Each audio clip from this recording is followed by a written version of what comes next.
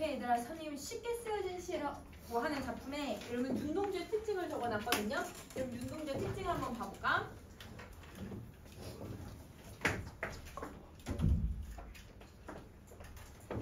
자, 여러분 윤동주는 우리 여러분 길에서도 나왔지만 부끄러움의 얘들아 감정을 잘 다루는 작가라고 생각을 해주면 돼. 그래서 대부분의 작품들이 모두 다 부끄러움의 정서를 가지고 있어. 그러면 이런 부끄러움은 부정적인 감정이라기보단 내 자신을 반성하고 내 자신을 성찰하는 결과라고 생각을 해줘야 되거든. 그래서 얘가 부정적인 감정이라고 보기는 너무 어렵다. 그래서 부끄러움은 윤동주의 특징. 자, 여러분 태도는 어떤 태도를 갖고 있냐면 여러분 부끄러움을 가지려면 여러분 성찰적 태도를 가지고 있어야 돼요. 자, 여러분 성찰을 하고서 자기가 이겨내려고 하는 의지를 가지고 있는 게 대부분의 작품의 특징이야. 그래서 성찰, 의지의 모습이 들어간다. 자, 여러분 시대적인 상황은 우리 여러분 길에서 나왔지만 일제강점기의 당시의 모습을 다루고 대부분 1940년대의 작품을 썼어.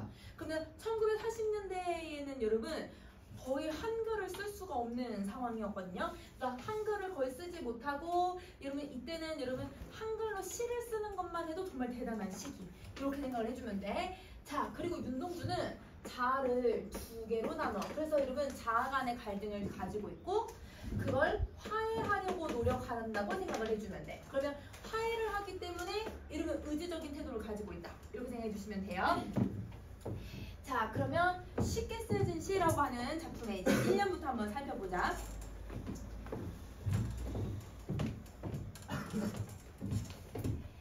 자, 창밖에 밤비가 속살거려 유첩방은 남의 나라. 여러분 지금 시간적 배경 알 수 있을 것 같아. 시간적 배경이 언제냐면 밤인 것 같아요. 그래서 비 오는 밤.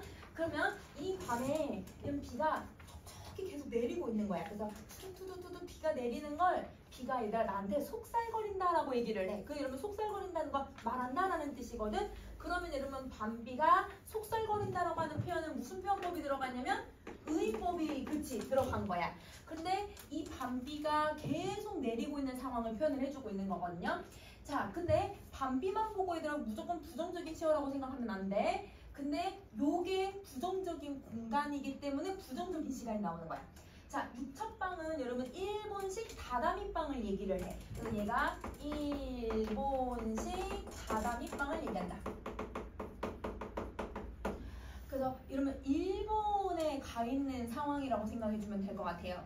그래서 이 일본식 다다미빵에 있다고 해도 부정적인 건 아니지만 그걸 남의 나라에 와 있다라고 얘기를 하고 있거든. 그러면 자, 1940년대에 여러분 이제 윤동주는 창씨개명을 하고 싶지 않아서 학교를 3번이나 옮기거든요. 여러분 창씨개명이 싫어서 학교를 여러 번이나 옮겼는데 아버지가 봤을 때는 여러분 윤동주가 지식인 계층이야 그 당시에는. 그리고 윤동주의 사촌형이 김구 선생님 밑에서 독립운동을 했었거든. 그래서 감옥을 1년 동안 갔다 왔어. 그러니까 여러분 이 윤동주나 윤동주의 사촌형이 아 이렇게 계속 학교를 다니다가 창씨개명도 안 하고 이렇게 하다가는 얘네들 학도병으로 끌려가게 생겼다, 전쟁터에 가게 생겼다 라고 생각을 해서 아버지가 창씨개명을 해서 일본으로 유학을 보내요. 그러니까 윤동주는 사실 일본 유학을 원한 건 아니었던 거야. 그리고 창씨개명을 원한 것도 아니야. 그러면 자기가 일본에 와서 제일 먼저 얘들아 학교를 갔는데 그 학교에서 전교생이 보는 학교에서, 그러면 여러분 전교생이니까 대부분 일본 사람들이겠죠. 전교생이 보이는 앞에서 조선인이라고 하는 이유만으로 머리가 깎여요. 다른 일본 사람들은 안 그러는데 조선 사람이라는 이유만으로 얘들 학교의 앞에서 무릎 꿇혀가지고 얘들 머리가 깎이는 거야.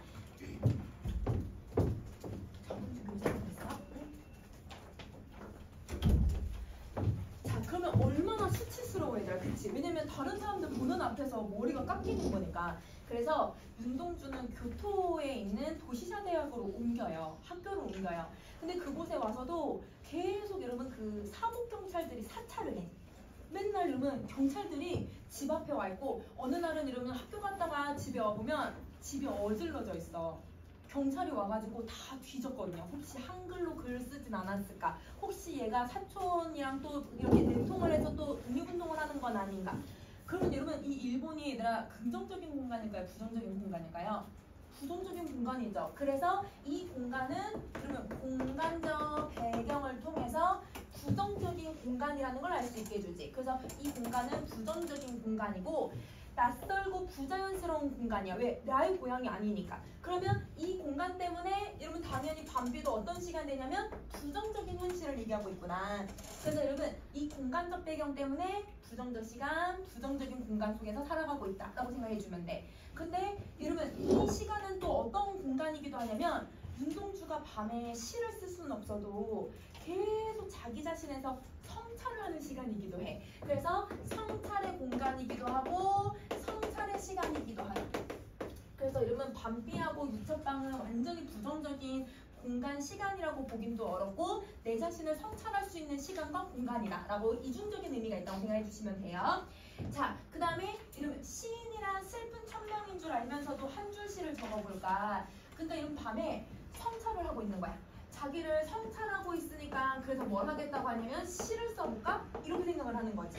그래서 시를 쓰는데 얘들아 자기 자신을 뭐라고 하냐면 자기가 시인이라고 얘기를 해. 그러면 자기 자신을 시적 화자인 자기를 시인이라고 생각을 하고 그 시인의 운명이 얘들아 어떻다고 얘기를 하고 있어요? 시인의 운명이 슬프대. 맞아. 근데 여러분 이게 하늘이 주신 운명이 너무 슬프다라고 표현하는 이유가 뭐냐면 여러분 부정적인 현실 속에서 자기가 할 수 있는 게 시밖에 없을 수 있는 게 없어서 그래. 여러분 봐보세요. 윤동주는 사촌형이 있다고 했는데 그 사촌형이 사실은 여러분 한 살 차이긴 한데 학교를 계속 같이 다녀요. 근데 여러분 윤동주의 사촌형은 여러분 아까 김구 선생님 밑에서 일을 했다고 했잖아. 근데 여러분 중학교 때 이미 이러면 시인으로 등단을 했어. 여러분 옛날에는 여러분 시나 아니면 여러분 수필이나 아니면 글을 써가지고 신문이나 아니면 여러분 어떤 잡지사에 기고를 하면 거기서 여러분 시인들이 심사를 해가지고 등단을 시켜줬었거든요. 근데 윤동주는 시를 쓰는 게 제일 좋은데 시를 써도 여러분 항상 여러분 등단이 안 됐어. 윤동주는 여러분 시인으로 등단한 게 아니라 나중에 죽고 나서 유고시집이 나와서 그때서야 시인으로 여러분 인정받았거든요. 근데 여러분 사촌형은 중학교 때 이미 얘들아 아주 그냥 대충 써서 낸 글이 여러분 등단을 하게 돼요. 그러니까 여러분 능력이 되게 뛰어났던 것 같아. 그리고 공부를 수석 입학을 해요. 사촌형은. 근데 윤동주는 여러분 학교를 여러분 중학교 재수를 해서 2번이나 시험을 봐서 들어갔거든요. 그래서 하도 떨어지고 그러니까 사촌형이랑 비교될 수밖에 없겠지. 근데 여러분 사촌형은 또 인기도 너무 많고 말을 너무 잘해가지고 막 학생회장하고 그 다음에 얘들아 또 학생들 다 모아놓고 얘들아 독립에 대한 의지 같은 거를 막 얘기하면서 독립운동을 실천을 막 해. 그러니까 이러면 뭔가 실천하고 적극적인 사람이잖아. 근데 윤동주는 성격이 정말 내성적이야. 그래서 이런 내성적에서 뭐 하는 거 좋아하냐면 바느질 하는 거 좋아하고 책 읽는 거 좋아하고 그러니까 성격 완전 정반대인 거지. 그러니까 여러분 자기는 원하는 학교에 가고 싶어도 여러분 사촌형은 대충 시험 봐가지고 쭉 들어가는데 자기는 여러분 재수하고 이렇게 해서 들어가고 그러니까 아무래도 좀 비교당하는 것도 많았을 거예요. 그리고 자기도 독립운동하고 싶고 자기도 여러분 독립에 대한 의지를 가지고 있지만 자기는 할 수 있는 게 뭐밖에 없어? 시 쓰는 것밖에 없어. 근데 시 쓰는 것도 사실은 사촌형에 비해서는 여러분 능력이 떨어진다고 생각을 했던 것 같아.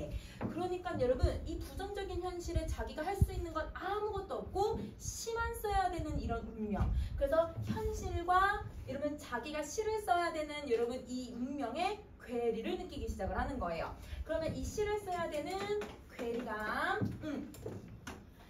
자, 그럼에도 불구하고 자기는 그래도 시를 써야겠다라고 생각을 하지. 그래서 어떤 의식을 가지고 있냐면 소명의식을 가지고 있는 거예요.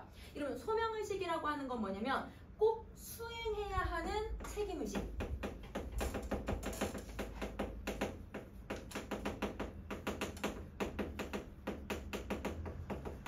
이걸 소명의식이라고 해.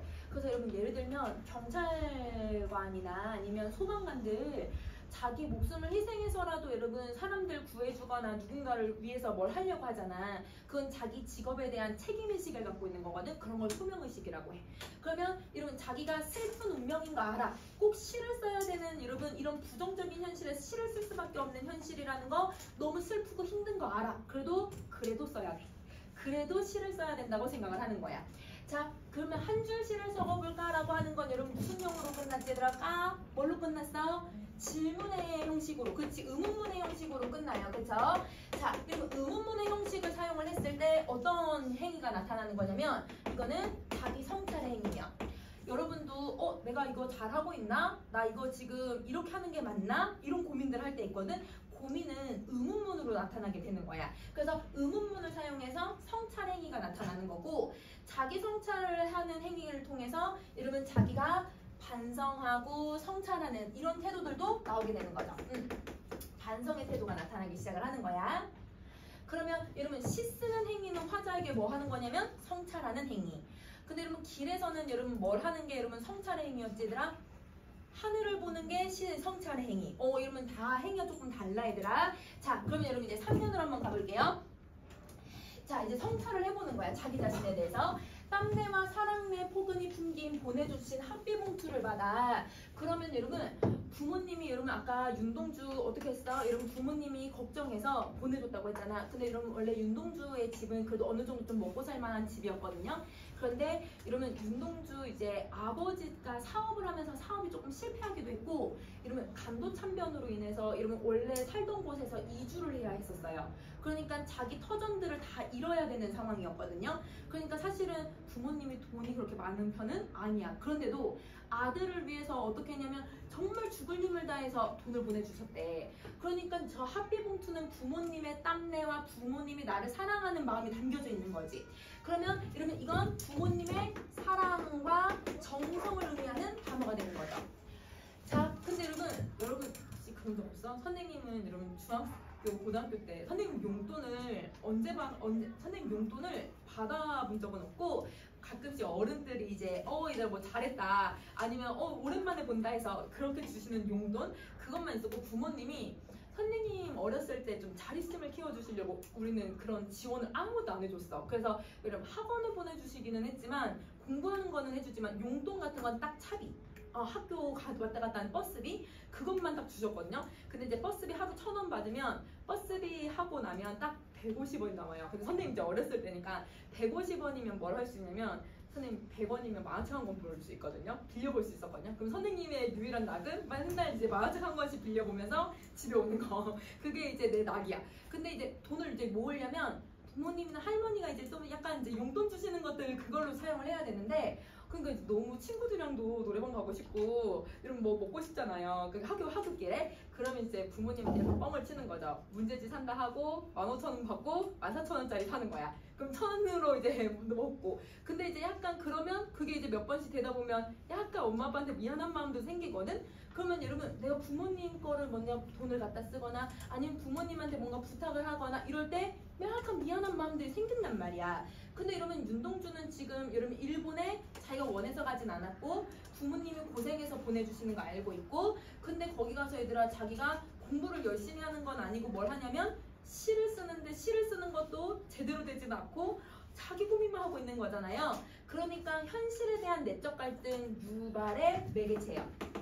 고민을 하게 되는 거야. 엄마 아빠가 이렇게 고생해서 나를 이렇게 학원까지 보내주고 학교까지 보내주고 유학까지 보내줬는데 내가 이렇게 살고 있는 게 맞나? 그런 고민을 하게 만들어주는 매개체가 되는 거야. 대학 노트를 끌고 늙은 교수의 강의를 들으러 간다. 자, 이러면 늙은 교수라고 하는 말에서 늙었다라고 하는 이미지가 좀 어떤 이미지를 갖고 있냐면 오래된 거예요. 이러면 선생님 이제 대학생 때 우리 이제 교수님 중에서 이런 그 윤동주를 가르쳤던 여러분 이제 선생님 중에 최연배 교수님이 있어요. 여러분 연희전문학교를 나왔거든요. 윤동주가. 근데 지금의 연세대예요. 그러면 여러분 공부를 나 재수했다고 하지만 잘했지? 그래서 여러분 연희전문학교를 나오는데 거기에 이제 최연배 선생님이랑 그 밑에 이제 이러면 한글을 연구하는 선생님들이 있었거든. 그래서 여러분 주시경이랑 같이 공부하신 선생님이 계신데 그분 제자셔 우리 교수님이. 근데 이제 정말 아는 게 너무 많으셔. 근데 이러면 이제 나이가 퇴임을 앞두고 1년 남겨놓고 우리를 이제 가르치기 시작을 하시니까 우리가 보기에는 어렸을 때 20살이 보기에는 할아버지 약간 이런 생각이 들거든. 그리고 이제 본인이 아시는 걸 학생들이 다 알 거라고 생각하시고 되게 어렵게 설명을 하시는 거야. 재미없어. 우리 수업 시간 이랬어. 그러면 늙었다라고 하는 이미지가 얘들아 약간 어떤 이미지를 갖고 있냐면 늙었다고 다 부정적인 건 아니지만 이러면 이제 나이 드신 분하고 젊은 사람들의 이제 세대 간의 갈등, 세대의 차이가 생기는 거죠. 그래서 늙은 교수의 강의는 현실과 동떨어진 강의라고 생각이 드는 거예요. 그래서 선생님들도 이제 20살 때, 21살 때 이렇게 멋모르고 이거 임용에 나오는 거야? 우리 임용고시 볼 때 나오는 내용들이야? 이렇게만 생각하면서 봤었거든? 근데 안 나오지만 알아두면 도움이 되는 여러분 내용들이긴 했어요. 그러니까 이게 현실에 우리가 공부하는 거에 임용에 도움이 돼? 뭐 이렇게 생각을 했었거든? 그러면 윤동주도 현실과 너무 동떨어진 수업을 듣는다고 생각을 하는 거지. 왜냐면 일제강점기 때 얘들아 자기가 뭔가 해야 되는데 근데 자기는 여러분 와서 지금 뭐라냐면 한글을 공부하는 것도 아니고 일본 유학 이제 문학을 배우고 있는 거니까 이걸 배우는 게 맞아? 이렇게 생각을 한 거죠. 자 그러면 현실과의 여기도 괴리를 느끼게 되는 거고 여기서 그러면 내가 이렇게 공부하는 게 맞나? 나 지금 여기 와서 부모님이 이렇게 돈 보내주시는데 이거 공부하고 있는 거 맞나? 의심하고 후회하기 시작을 하는 거야. 이게 회의감이에요. 의심이 드는 거예요. 이게 맞나? 이런 생각. 자, 그럼에도 불구하고 자기는 얘들아 뭐 그냥 공부하다 이렇게 가는 거야. 그런데 공부를 정말 열심히 하는 건 아닌 거지. 그래서 현실에 얘들아 뭐 하고 있는 거냐면 너무 안주만 하는 거야. 뭔가 적극적으로 행동을 하려고 하는 것이 아니라 안주하고 그냥 이 일본에서 무기력하게 학교를 다니고 그런 자기 모습에 대해서 이러면 반성을 하기 시작을 하는 거죠. 그러면 밤에 시를 쓰면서 엄마 아빠 생각하면서 미안한 마음이 좀 들고 엄마 아빠가 이렇게 고생하시는데 자기는 공부를 열심히 안 하네. 그러니까 자기가 동떨어진 생각이 든다라고 생각을 하는 거야. 그래서 이러면 아까 왜 얘가 매개체라고 얘기했는지 알겠죠? 내 이 반성과 회의감을 불러일으키는 역할을 하고 있는 거예요. 알겠죠? 자, 그 다음에 다시 할게. 자, 생각해보면 여러분 지금 시를 쓰면서 뭐도 하고 있는 거야 얘들아? 생각을 한데 여러분 생각하면 여러분 무슨 태도를 가지고 있어야 돼? 성찰의 태도를 가지고 있어야지. 자, 어릴 때 동료들을 하나둘 죄다 잃어버리고 그럼 여러분 어렸을 땐 친구들이랑 노는 게 제일 좋았어요. 그런데 이제는 어른이 되니까 친구들을 하나씩 잃어가기 시작을 하는 거죠. 그러면 여러분 단순히 친구들을 잃었다기보다는 여러분 옛날과 지금이 너무 다른 거야. 상실감. 그리고 실제로 이제 여러분 연희전문학교에 있었던 여러분 친구들 중에서는 학도병으로 끌려가서 여러분 전쟁터에서 죽은 친구들도 많았고요. 그 다음에 여러분 자기 어렸을 때가 이제 간도나 연해주에서 생활을 했으니까 간도 연해주에는 독립운동을 하는 사람들이 많았거든. 그러니까 그 독립운동 때문에 여러분 목숨을 잃었던 친구들도 좀 많았고요. 그리고 고향에 얘들아 있었던 친구들이랑 또 헤어졌으니까 친구들과 이별을 한 거잖아. 그러니까 상실감을 느끼고 있다고 생각을 하면 돼. 나는 무얼 바라 나는 다만 홀로 침전하고 있는 걸까? 엄마한테 미안하지 얘들아? 그리고 얘들아 내가 왜 공부하고 있는지 고민이 되기 시작하지? 그리고 이러면 자기가 할 수 있는 건 시 쓰는 것밖에 없다고 하면서 슬퍼하고 있지? 그러면서 이러면 고향에서 떨어져서 지내고 있으니까 상실감을 느끼고 있죠? 다 부정적인 감정이죠. 그러니까 자기가 뭐 한다고 생각해요? 아래로 아래로 아래로 아래로 침전한다고 생각을 해요. 그러면 여러분 여기서 내가 침전한다고 하는 건 여러분 아래로 가는 거니까 무슨 이미지를 쓰냐면 하강의 이미지를 쓰는 거야. 그러면 그 하강의 이미지는 여러분 화자에게 내적 갈등을 불러일으키는 거고 나는 왜 이렇게 사는 걸까? 이렇게 사는 게 맞나? 계속 고민하게 만들고 이게 바로 자기 성찰이라고 생각하면 돼. 자, 그 다음에 자기 성찰은 여러분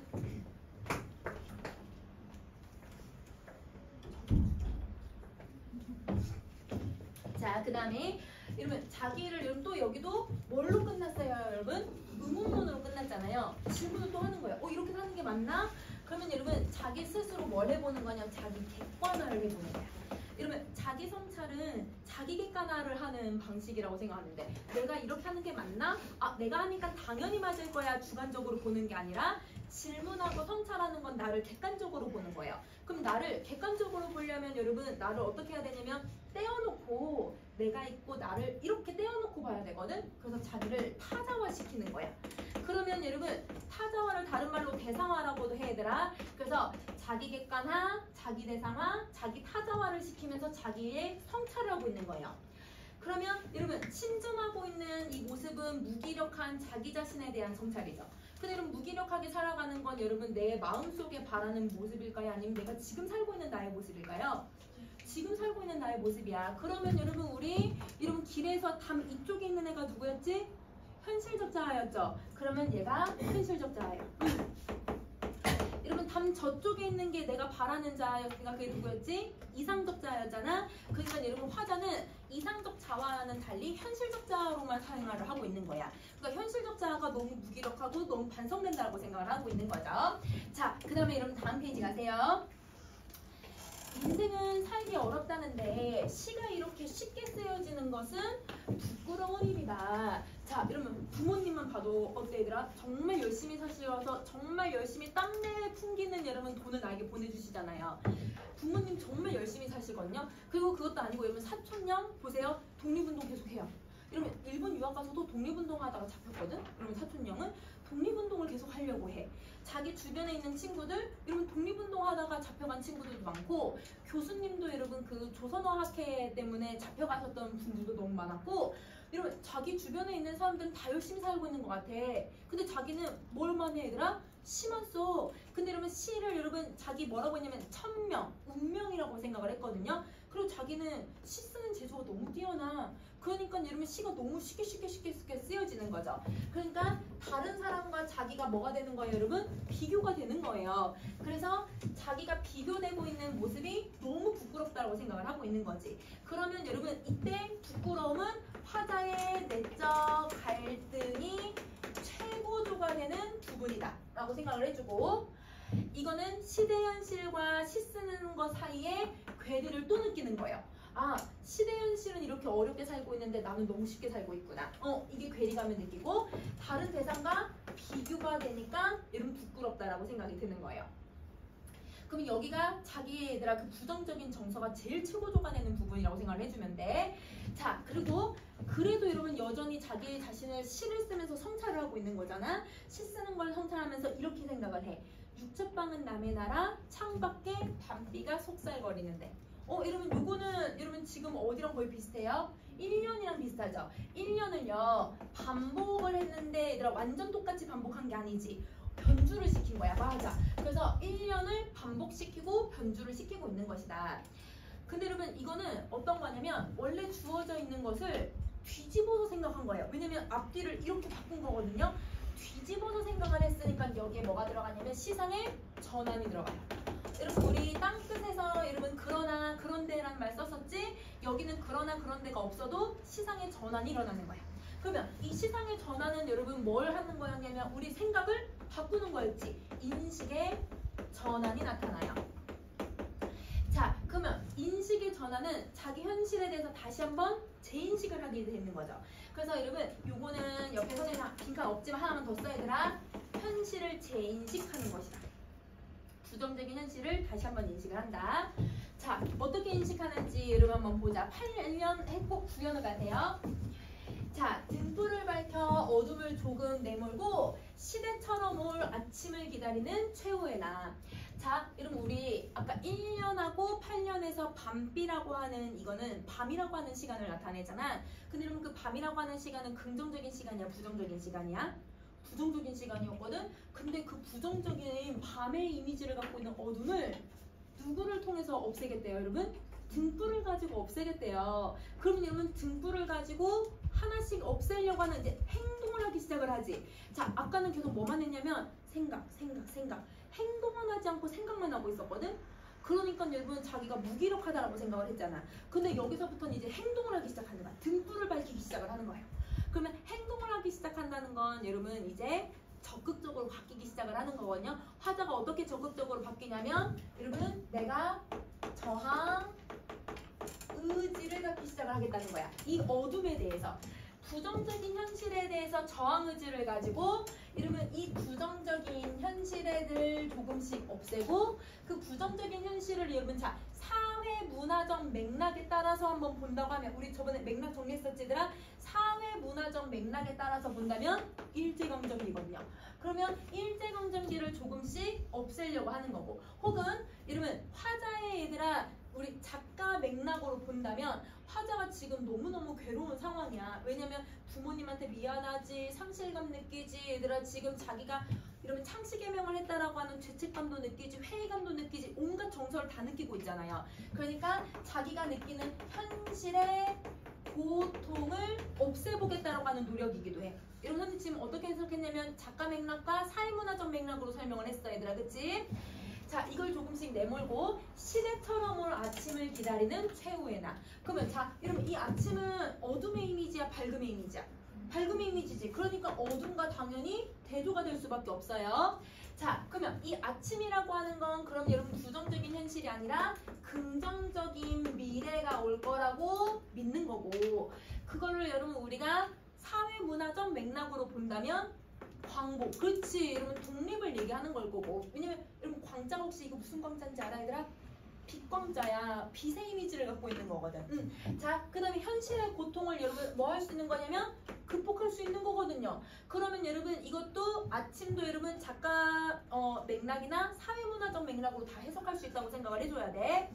자, 그러면 시대처럼이라고 하는 말이 뭐냐면 아침이 어떻게 올 거라고 하냐면 시대처럼 올 거라고 생각을 해. 그러면 자, 여러분 지금 몇 세기에 살고 있어요? 21세기 살고 있죠. 여러분이 21세기를 살면서 22세기가 올까요, 안 올까요? 오겠죠. 선생님은 22세기까지 살 수 있을지 모르겠지만 얘들아 22세기까지 오겠죠. 그리고 여러분 선생님이 얘들아 이제 20세기를 살았었거든. 왜냐면 선생님 어렸을 때는 20세기였으니까 20세기에서 21세기로 넘어올 때 여러분 그냥 2000년대가 됐을 때 2000년대가 올까? 근데 와 여러분 21세기 왔고 22세기 올 거고 23세기 올 거야. 우리가 언젠가 죽더라도. 그럼 여러분 시대라고 하는 건요 무조건 와요. 무조건. 그러면 여러분 이 시대라고 하는 이미지는 어떤 이미지냐면 여러분 광복이 무조건 오는 거야. 광복의 도래가 여러분 자 아까 광복 긍정적인 이 미래 있지 아침 이 아침이 무조건 올 거라고 생각을 하는 거죠. 그걸 뭐라고 하냐면 당위성이라고 해. 여러분 무조건 오는 이유가 시대처럼 올 거기 때문이라고 생각해주면 돼. 그러면 화자는 광복이 무조건 올 거라고 생각하고 자신의 부정적인 현실이 무조건 극복될 거라고 생각을 하는 거야. 자기가 뭐만 하면 저항 의지만 가지고 있으면. 그러면 여러분 어둠하고 아침은 여러분 대조되고 있는 거 알겠지? 자, 근데 이 최후의 나는 여러분 이거 지금 화자가 모습이 긍정적이에요, 부정적이에요? 긍정적인 모습으로 바뀌었잖아요. 그러면 긍정적인 생각을 하고 긍정적인 행동을 하려고 머릿속에 생각하는 자아가 아니라 현실적 자아야, 이상적 자아야? 현실적 자아가 아니라 이상적 자아가 돼야지, 그치? 그래서 얘는 이상적 자아를 얘기하는 거고 여러분 우리 길에 있는 담 저쪽에 있는 나의 모습이라고 생각하면 되는 거지. 자, 그러면 여기서 화자의 태도는 어떤 태도를 가지고 있냐면 당연히 의지. 극복 의지를 가지고 있다라고 생각해 주시면 돼요. 자, 나는 나에게 작은 손을 내밀어 눈물과 위안으로 잡는 최초의 악수. 자, 여러분 선생님 여기 이제 표시 안 했다 얘들아. 우리 아까 앞에서 현실적 자는 여러분 무슨 표시했어 선생님이? 동그라미, 그치? 여러분 그 다음에 이상적 자는 세모 표시했단 말이에요. 나는 나에게 하나는 현실적 자고 하나는 이상적 자야. 여러분 누가 먼저 손을 내밀어? 앞에 있는 애가 뒤에 있는 애가? 누가 먼저 손 내밀었어? 앞에 있는 애가 먼저 손을 내민 거지, 그치? 그러면 여러분 혹시 어렸을 때 막 얘들아 유치원 때 아니면 막 싸우면 여러분 선생님이 둘이 악수해, 포옹해, 뽀뽀해 막 이렇게 하는 거 혹시 안 해봤어 얘들아? 선생님 어렸을 때 유치원 때 막 친구들이랑 막 싸우면 선생님이 강제로 이렇게 앞에 세워. 서로 포옹해라, 안아줘라, 뽀뽀해라 이렇게 해서 애들 보고 화해시키는 거거든요. 근데 여러분 화해를 하고 먼저 얘들아 손을 내밀어서 악수를 하고 먼저 미안하다고 얘기하는 건 그만큼 더 성숙한 사람이 먼저 사과를 하는 거예요. 그러면 얘가 좀 더 성숙한 자아예요. 그러면 이상적 자아가 돼야 될까? 현실적 자아가 돼야 될까? 이거 이상적 자아야. 얘가 세모 표시고 얘는 현실적 자아야. 그러면 이상적 자아가 현실적 자아에게 먼저 손을 내밀어서 악수를 청하는 거죠. 화해하자.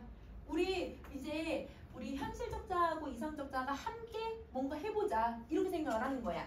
그러면 여러분 이게 이 자아 간의 화해가 사실 쉬웠을까 어려웠을까 얘들아? 어려워. 이게 자아 간의 화해를 하는 동안에 겪었던 화자의 고통이야. 그러면 화자가 자아 간의 갈등 시 느꼈던 감정들이 눈물과 위안인 거예요. 그러면 갈등 때 이렇게 힘들었는데 근데 우리가 이제 화해를 했어. 그러면 여러분 최초의 악수라고 하는 건 선생님 위에다 쓸게요. 여러분 자아 간에 여러분 화해가 일어나고 있는 거고 여기 빈칸 이거 써주면 돼. 화해. 자, 그러면 여러분 이 화해는 내적 갈등이 어떻게 되는 거냐면 해소가 되는 거야. 그치? 여러분 아래다 해소라고 써주면 돼. 이거 다시 올릴게.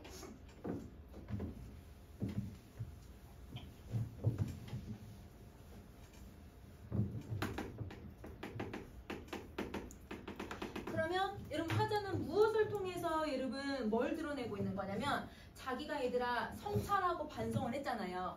그러면 자기 반성을 통해서 현실 극복 의지를 가진 거예요. 아, 내가 이겨내야겠다. 이러면 이 현실 극복 의지는 이런 무조건 일제라고만 생각하면 안 돼. 그건 사회문화적 맥락으로 해석하는 거고, 작가 맥락으로 해석하면 여러분 윤동주의 그 당시 힘들었던 심리를 표현하고 있는 거고, 작품 자체로만 보인다고 하면 여러분 이거는 화자가 경험하고 있는 부정적인 현실을 이어보겠다라고 생각을 해주셔야 돼요. 자, 그러면 시상전개 방식을 한번 보면 여러분 여기는 밝은 거와 어둠의 이미지가 나타났어. 그러니까 그걸 명암이라고 볼 수 있고, 시여의 대비가 들어가는 거예요. 자, 그리고 8년에서 여러분 시상의 전환이 일어나는데 그게 아까 여러분 현실에 대한 재인식.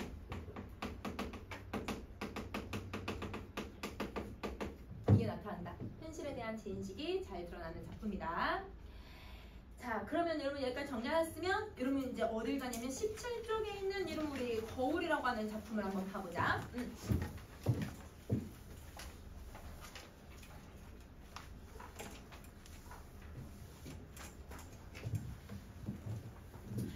자, 이러면 우리 거울을 한번 보면요. 거울은 어떤 속성을 가지고 있냐면 이중적인 속성을 가지고 있다고 생각해 주면 돼. 자, 이러면 봐봐. 우리 거울을 보면 거울에 반대로 비치는 내 모습 볼 수 있죠. 날 볼 수 있어요. 그러니까 여러분 연결을 시킬 수도 있지만 근데 여러분 거울을 통해서 내가 이거 만져보려고 하거나 거울을 통해서 여러분 보려고 해도 볼 수는 있지만 만질 수 있어 없어? 만지려고 해도 이렇게 만지게 하거든. 내가 거울에 내 얼굴을 만지고 싶어. 근데 얼굴에 손을 갖다 대면 손이 손을 막아버리지. 얼굴 만질 수 없어. 그러면 뭐가 되냐면 이 유리를 통해서 단절이 돼버리는 거죠. 그래서 연결되는 이미지와 단절되는 이미지는 서로 완전 반대의 속성이거든. 그러니까 얘는 모순된 여러분 속성, 반대가 들어가는 거고 이중적인 속성을 가지고 있다. 이렇게 생각해주면 돼. 자, 그러면 여러분은 이 글에서 계속 여러분 뭘 찾아내면 각 면 혹은 각 행에서 이게 단절이냐 연결이냐 다 해석하실 수 있어야 돼요.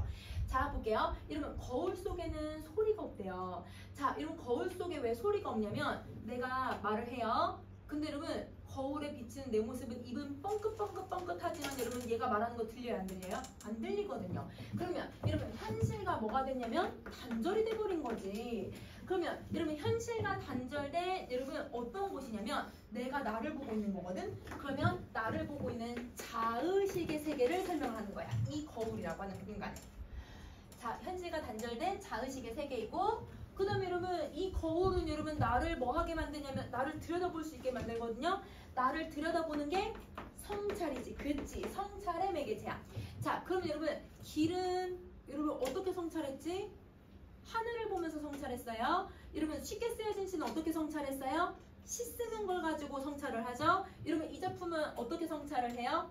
거울 보는 행위를 통해서 성찰을 하는 거예요. 그럼 여러분 성찰이 각각 행위가 다 다르다는 거 알겠지?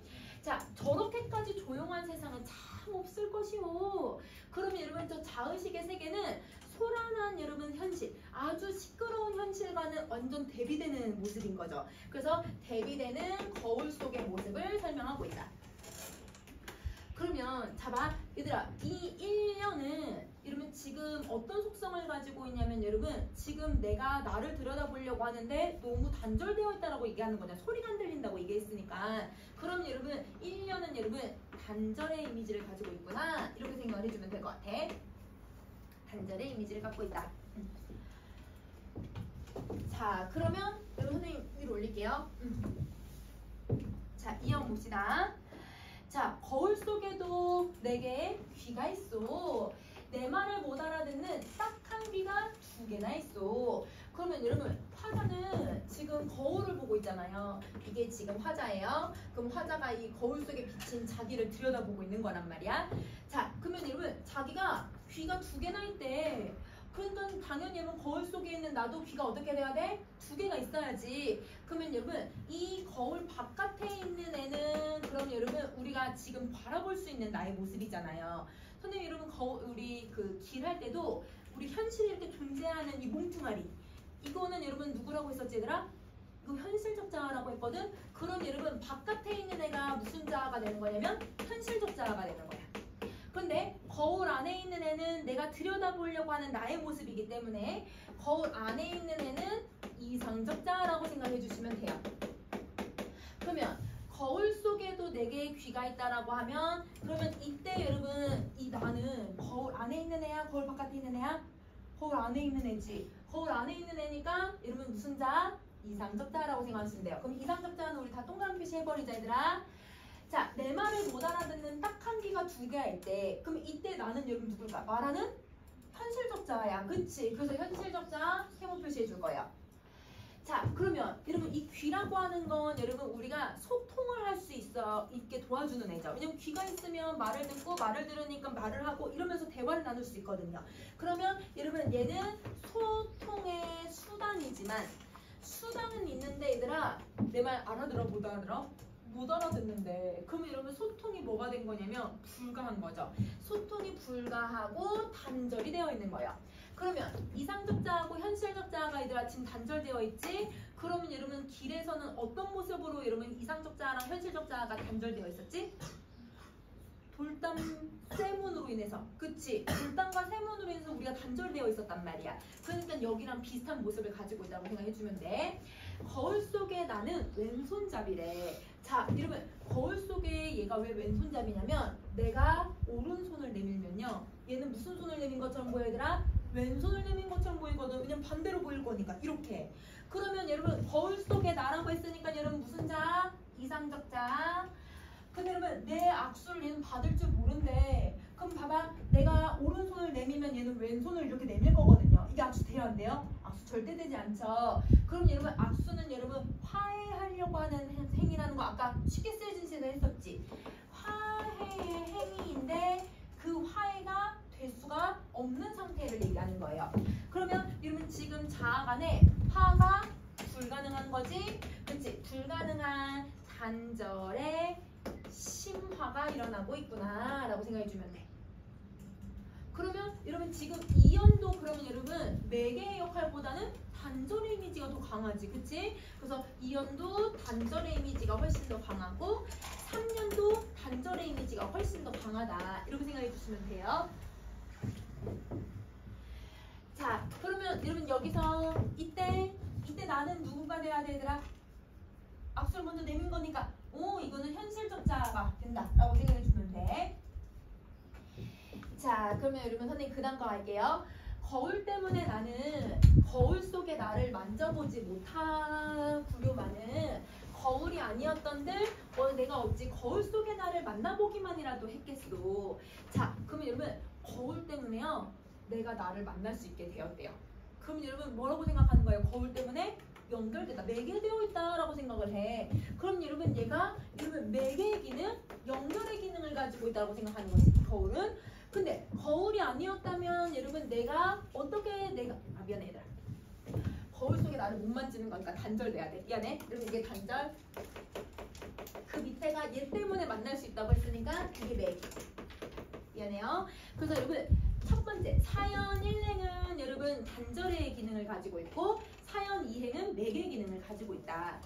그러면 여러분 이제 현실적자, 이상적자 한번 찾아보자. 얘는 여러분 현실적자야, 이상적자야? 얘 현실적자야. 거울 속에 나 이상적자한 거지, 그치? 그 다음에 거울이 아니었던들 내가라고 했으니까 이거 누구야 얘들아? 현실적자죠? 거울 속에 나 여러분 이상적자죠. 그러면 여러분 화자는 거울이라고 하는 애가 나를 단절시키기도 하지만 이어주는 역할도 하고 있구나 이렇게 생각하고 있는 거야. 자 그 다음 거 갈게. 나는 지금 미안해. 그러면 거울이 가지고 있는 여러분 무슨 걸 이해했냐면 이중성을 이해하기 시작을 한 거죠. 그쵸? 빈칸의 이중성. 자 오영할게. 나는 지금 거울을 안 가졌더만은 거울 속에는 늘 거울 속에 내가 있어. 여러분 이거 생각해보면 되게 무서운 말인 거 알아 얘들아? 왜 무서운 말이야? 나 지금 거울에 없다. 거울 없어. 거울에 없는데 거울 속에 내가 비치고 있는 거야. 여러분 봐봐. 여러분 여기 거울이에요. 나는 지금 여기에 있어요. 이렇게 내가 있어요. 근데 거울 앞에 안 서 있잖아요. 근데 거울 앞에 내가 비친다는 거예요. 귀신 같다는 거야 얘들아. 그러면 여러분 이 말은 여러분 말이 안 되지. 내가 거울 앞에 안 서 있는데 거울 앞에 어떻게 내가 비치지? 말이 안 되죠. 역설이야. 맞아. 이거는 역설법을 쓰는 거야. 말이 안 되는 상황이거든. 자, 여러분 이 역설법은 그러면 어떤 여러분 진리를 가지고 있냐면 두 자아가 지금 여러분 자의식이 너무 분열이 돼서 내가 어디 있는지 알 수가 없는 상태가 되는 거예요. 봐봐, 거울에 내가 없잖아요. 근데 여기 거울이 내가 비친다는 건 지금 이상적 자아랑 현실적 자아가 같이 마주보거나 이런 게 아니라 서로 이다 분리가 되어 있는 상태를 얘기하는 거야. 그러면 두 자의 분열이 너무 심화되고 있는 모습을 설명을 하는 거야. 그래서 두 자의 분열의 심화를 얘기한다. 자, 잘은 모르겠지만 외로된 사업에 골몰할게요. 그러면 여러분 화자가 추측을 하거든요. 뭘 추측하냐면 이상적 자아가 외로된 사업을 할 거라는 거야. 여러분 사업이라는 건 일을 하는 거잖아. 근데 여러분 왜 외롭다고 얘기하면 제 혼자 일을 하고 있는 거거든요.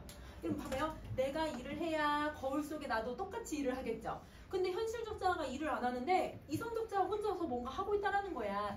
그러면 여러분 이 두 자아 간의 얘들아 뭘 하고 있냐면 완전 분열된 상태를 또 얘기하고 있는 거지. 그러면 자, 여러분 여기서 현실적 자아는 여러분 같이 무언가를 하고 싶고 화해를 하고 싶은데 현실적 자아의 의도와는 다른 행위를 여러분 모르게 하고 있는 거잖아요. 그러면 여러분 단독적으로 모르게 하고 있는 여러분 이상적 자아의 모습을 설명을 하고 있는 거예요.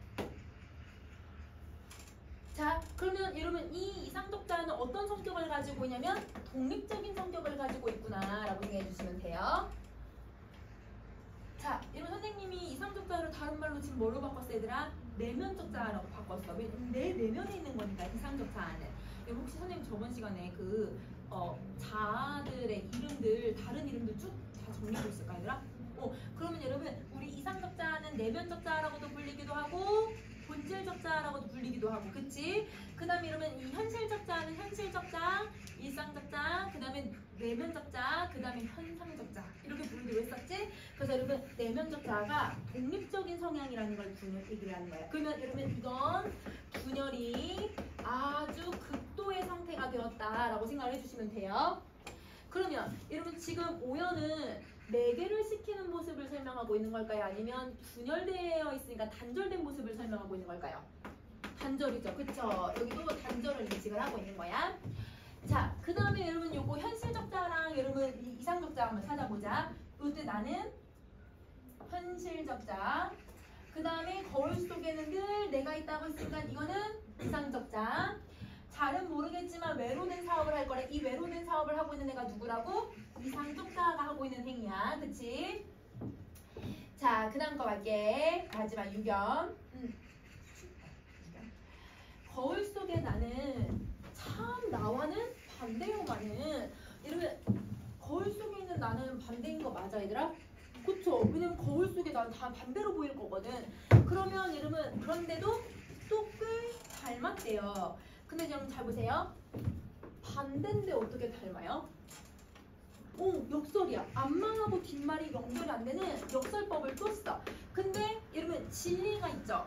거울은 반대 모습을 보여주기도 하지만 나랑 똑같은 애를 보여주기도 하거든요. 그러면 두 자의 얘들아 뭘 보여주고 있냐면 본질적으로 모순을 가지고 있구나. 그러니까 여러분 타고난 것부터가 지금 완전 반대 성향을 가지고 있구나. 이걸 보여주고 있는 거야. 나는 거울 속의 나를 근심하고 진찰할 수 없으니 섭섭하오. 그럼 여러분 화자는요. 이 이상적 자아를 계속 진찰하고 싶어요. 어디가 아픈가? 어떤 상태인가? 근심, 얘들아 걱정도 해주고 싶어요. 그런데 그걸 할 수가 없죠. 왜냐면 내가 잘 지내니? 너 혹시 아프지 않니? 말을 해도 얘가 나랑 얘기하는 동안 얘도 같이 떠들 거고 내 말을 들어주지 않을 거거든. 내가 얘가 입을 이렇게 뻥긋뻥긋 하는 동안 얘도 뻥긋뻥긋 하면 내가 들어주려고 말을 안 하고 가만히 있으면 얘도 말해야 안 해요? 말 안 하겠죠. 그러니까 우리는 소통이 될 수가 없는 거예요. 그러니까 여러분 문제를 화자는 해결하고 싶은데 근데 여러분 이 자아의 얘들아 어떤 모습들을 여러분 내가 화해시키려고 이 사람은 노력을 계속 하고 있는데 화해를 위한 노력을 하고 있는데 근데 여러분 이게 성공해야 실패해요? 실패해요. 맞아요. 여러분 이 실패하고 있으니까 화자가 너무 서운하다라고 얘기를 하는 거야. 그러면 화자는 안타까움을 느끼는 거고 그 다음에 여러분 서운함을 느끼는 거고 아쉬움을 느끼는 거죠. 그래서 자아 간의 갈등이 해결되지 않는 모습이 너무 아쉽다 이렇게 이렇게 얘기를 하고 있다라고 생각해 주면 돼. 자, 그러면 이제 마지막 현실적자랑 이상적자 한번 봐보자. 거울 속에 나, 이상적자. 나와 반대라고 했으니까 현실적자. 그치? 나는 현실적자, 그 다음에 이상적자를 진찰할 수가 없다. 이렇게 정리해 주시면 되죠. 자, 그러면 여러분 선생님 여기까지 정리했으니까 그 다음 거 한번 봐보면 어딜 가냐면 여러분 우리 19쪽으로 한번 가보자. 19쪽에 이 거울이 되게 특이한 기법을 가지고서 서술을 하고 있는데 이 내용들을 정리 한번 해보도록 할게요. 자, 이러면 거울은 뭐를 지금 무시를 하고 있냐면 우리 일단 띄어쓰기를 안 해요. 그쵸? 다 붙여쓰기를 했거든요. 그래서 띄어쓰기를 무시하는 기법을 쓰고 있다. 띄어쓰기를 무시한다. 그리고 이런 걸 무시한다는 건 문법적인 걸 어기는 거거든 얘들아. 그래서 이걸 무시한다는 건 비문법적인 내용들을 적용을 하는 거기 때문에 전통적인 시 쓰는 방식에서 벗어났다고 볼 수 있는 거야.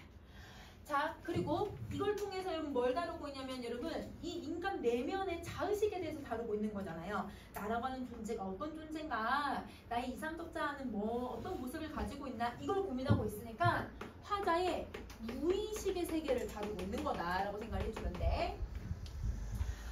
여러분 무의식이라고 하는 것이 여러분이 볼 수 있는 게 있거든요. 여러분의 무의식을 볼 수 있는 게 있거든요. 꿈이에요, 꿈. 그러면 여러분 꿈은 현실적인 이야기가 나와요. 그리고 꿈에서 별의별 이야기 나오죠. 선생님 무슨 꿈 자주 꾸냐면 내가 총질하는 꿈 자주 꿔. 이상하게 얘들아, 전생에 얘들아 그 총질하다 죽었나 봐 얘들아. 계속 난 총질하는 꿈을 진짜 많이 꾸거든요. 아니면 어디서 높은 데서 떨어지려고 하는 꿈. 근데 여러분 높은 데서 떨어지는 꿈은 키 크는 꿈이거든요. 나 아직도 키 크려고 하나 봐요. 자, 여러분 계속 그런 꿈만 꿔요. 그러면 여러분 이 꿈이 사실 여러분 이게 현실적이에요, 비현실적이에요? 비현실적인 나의 모습이거든요.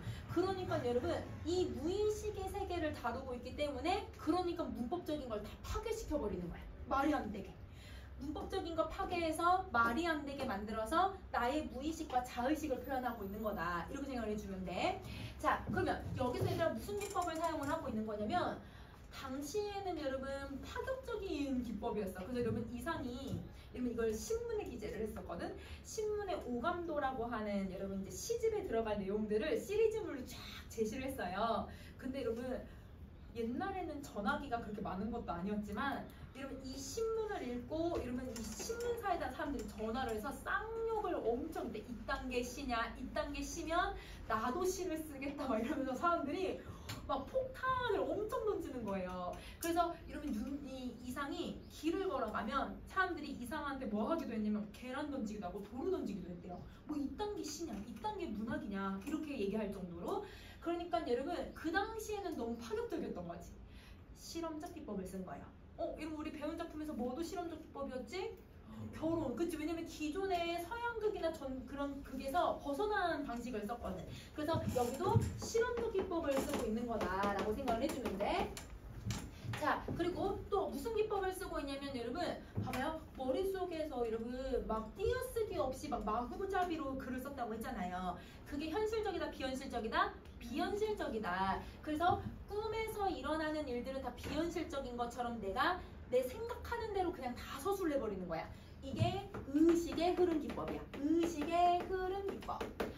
자, 의식의 흐름 기법은 여러분 이걸 이제 우리 그 신경의학과 아니면 정신의학과에서는 뭐라고 얘기하냐면 자동기술법이라고 해요. 그래서 여러분 대부분 이제 조현병 같은 환자들은 과대망상증이 있거나 이상한 생각을 많이 하잖아요. 그러니까 이런 환자들한테 뭘 하냐면 이 병원의 의사들이 너 어떻게 생각해? 이런 거 막 물어보면요.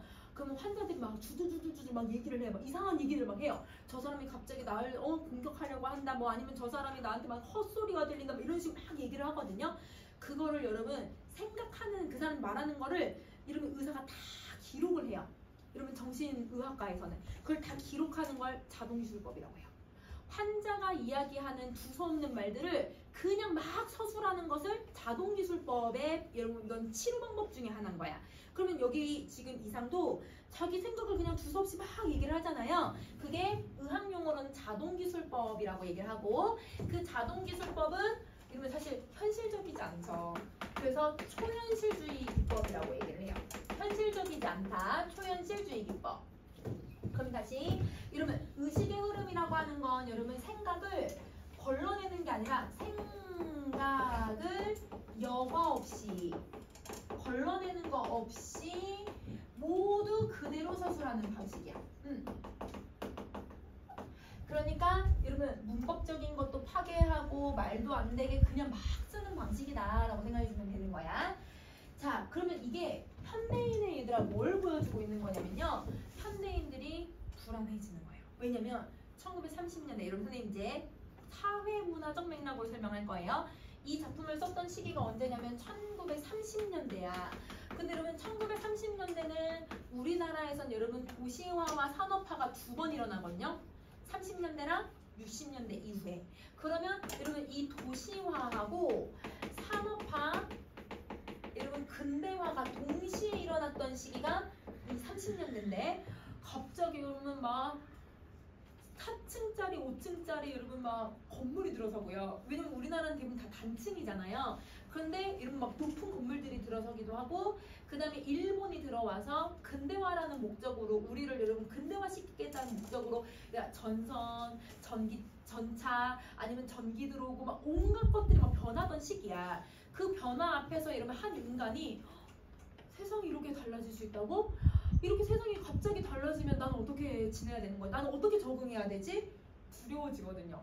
그러면 이러면 처음 막 핸드폰 나오고 처음 핸드폰으로 막 인터넷 할 수 있다. 여러분은 이건 뭐 당연한 거지만 선생님이 얘들아 어렸을 때 핸드폰으로 인터넷 한다고? 핸드폰으로 선생님 삐삐 선생님 초등학교 5학년 때 삐삐 썼어 얘들아. 삐삐 뭔지 알아 얘들아? 이렇게 연락처 오면 번호 오면 전화해야지라고 하는 그 삐삐 그런 거 썼어요. 근데 여러분 그럼 선생님 나이대의 사람들은 온갖 그것을 다 경험해본 사람들 있잖아요. 처음에 얘들아 인터넷 처음에 핸드폰으로 인터넷 된다면 이게 과연 돼?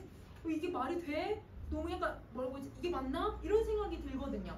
근데 이 당시에는 여러분 완전 다 한복 입고 다녔던 사람들이 얘들아 이런 사람들이 갑자기 얘들아 근대화라고 하면서 얘들아 모든 문물이 다 바뀌기 시작을 하면 그 문물에 대한 두려움이 느껴지거든. 그러면 그 현대인들이 가지고 있던 불안의식, 그치? 그 불안의식을 여러분 이걸 의식의 흐름 기법으로 제시를 하는 거예요. 그러면 이걸 자아 간에 얘들아 뭘로 보여주고 있는 거냐면 분열되고 있는 모습으로 표현을 하고 있는 거다라고 생각해 주면 되는 거야. 그러면 이 작품은 여러분 이 서술 방식이 이런 효과를 가지고 있다라고 생각해 주면 되는 거죠. 자, 그 다음에 우리 이제 뭘 보냐면 여러분 이제 작품을 세 개를 다 비교 한번 해볼 거야. 자, 여러분 길, 거울, 그 다음에 쉽게 쓰여진 시 되게 비슷하면서도 다른 부분들이 되게 많거든요. 자, 우리 정리 쭉 한번 해보자. 여러분 이 세 작품은 모두 다 어떤 공통점을 가지고 있냐면 여러분 반영론적 관점으로 해석할 수 있어. 여러분 반영론적 관점은 여러분 무슨 맥락으로 봐야 되는 거지? 사회 문화적 맥락이었어요. 그쵸? 우리 저번에 문학 소통할 때 했던 거지. 자, 이 맥락으로 보자면 여러분 어떤 공통점을 가지고 있냐면 모두 다 지식인을 다뤄요. 어느 시대에? 일제강점기에. 그렇지.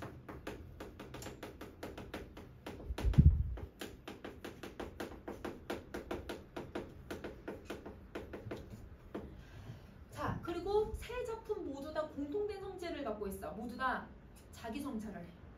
다 성찰을 해. 그래서 여러분 모두 다 자기 성찰을 통해서 자기 자의식을 보고 있다라고 하는 것. 자, 그리고 세 작품 모두 다 자아 간의 갈등을 겪어요.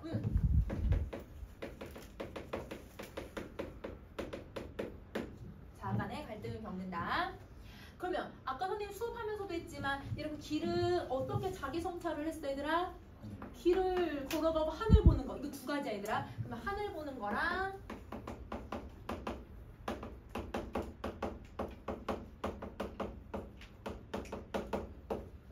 이걸 통해서 자기 성찰을 계속 하고 있는 거고.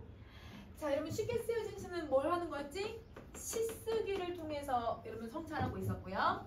그 다음에 거울은 여러분 뭘 해서? 거울 보기. 그치? 이걸 통해서 자기 성찰을 하는 거야. 자, 여러분 이 자기 성찰을 통해서 여러분 뭘 하고 있는지 한번 볼 건데 길은 여러분 자아 성찰을 통해서 자아 간의 얘들아 이 갈등을 뭐 하려고 얘들아? 계속 해소해 보려고 노력을 해. 여러분 뭘 하니까 여러분 이게 노력이 됐었지? 계속 길을 걸어가려고 하잖아요. 돌담과 얘들아 시간이 계속 연속적인 공간을 계속 걸어가는 행위가 여러분 이걸 해소해 보려고 노력을 하는 거야. 자, 여러분 자기 성찰은 여러분 자아 간의 갈등을 여러분 쉽게 쓰여진 시는 해소했어 안 했어? 해소했어. 맞아. 해소했어. 자, 거울은 여러분 이 자아 간의 갈등이 해소가 돼야 안 돼요? 해소가 안 돼요. 맞아요. 해소가 안 되니까 여러분 불안, 의식이 아주 고조돼 버리고 있다. 자, 여러분 길은 아직 해소되진 않았지만 해소하려고 계속 노력을 해. 그리고 쉽게 쓰여진 시는 해소했어. 근데 여기는 해소가 안 된 상태로 계속 불안하게 살고 있는 거. 다 다르죠? 자, 그 다음에 여러분 세 번째 다른 거 어조를 볼 건데 여러분 길은 자기 속마음을 얘기하고 있는 거야. 고백적, 그치? 그리고 혼자 이야기하거든요. 여러분 도백적인 어조가 나오죠. 자, 여러분 이 고백적이고 도백적인 어조가 얘들아 길에서는 어떤 걸 통해서 나타나냐면 비읍니다를 반복해서 나타났어요. 그쵸? 자, 그 다음에 쉽게 쓰여진 시도 여러분 자기 혼자 이야기를 해요. 고백적이고 도백적인 이야기를 하고 있다.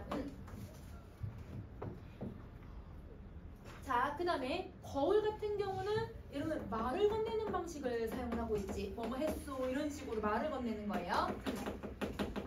청자가 따로 있는 거는 아니지만 가상의 청자에게 말을 건네는 방식을 쓰고 있으니까 차이점이다. 자, 여러분 주된 표현법을 찾으면 여러분 길은 어떤 주된 표현법을 썼냐면 여러분 연속성을 계속 보여주려고 반복을 사용을 했거든. 그리고 또 여러분 대조되는 여러분 공간을 설정했죠. 담 이쪽, 담 저쪽. 자, 그 다음에 쉽게 쓰여진 시 같은 경우는 여러분 대비, 명암의 대비를 통해서 잘 드러냈고 여러분 거울은 여러분 역설법을 2번이나 썼어. 그래서 여러분 역설법이랑 의식의 흐름 기법을 사용해서 드러내고 자, 그 다음에 여러분 이제 마지막 비교할 건 매개체인데요. 무슨 매개체냐면 성찰의 매개체예요. 여러분 길은 성찰의 매개체 있어요 없어요? 있죠. 하늘. 그 다음에 쉽게 쓰여진 시 여러분 성찰의 매개체 성찰을 해줄 수 있게 도와주는 애가 있어요 없어요? 이 매개체가 없어요. 그냥 시쓴 행위로만 다 나타나거든요. 그러니까 누굴 대상을 통해서 보여주는 거는 없어요.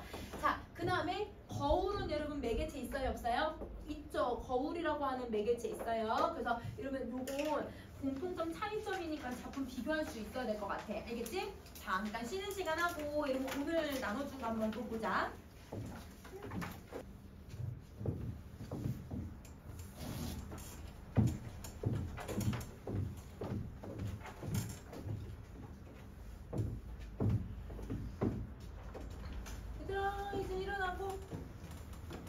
자, 일어나고 어딜 보냐면 선생님 오늘 나눠준 거에서 구부러진 길을 한번 보세요.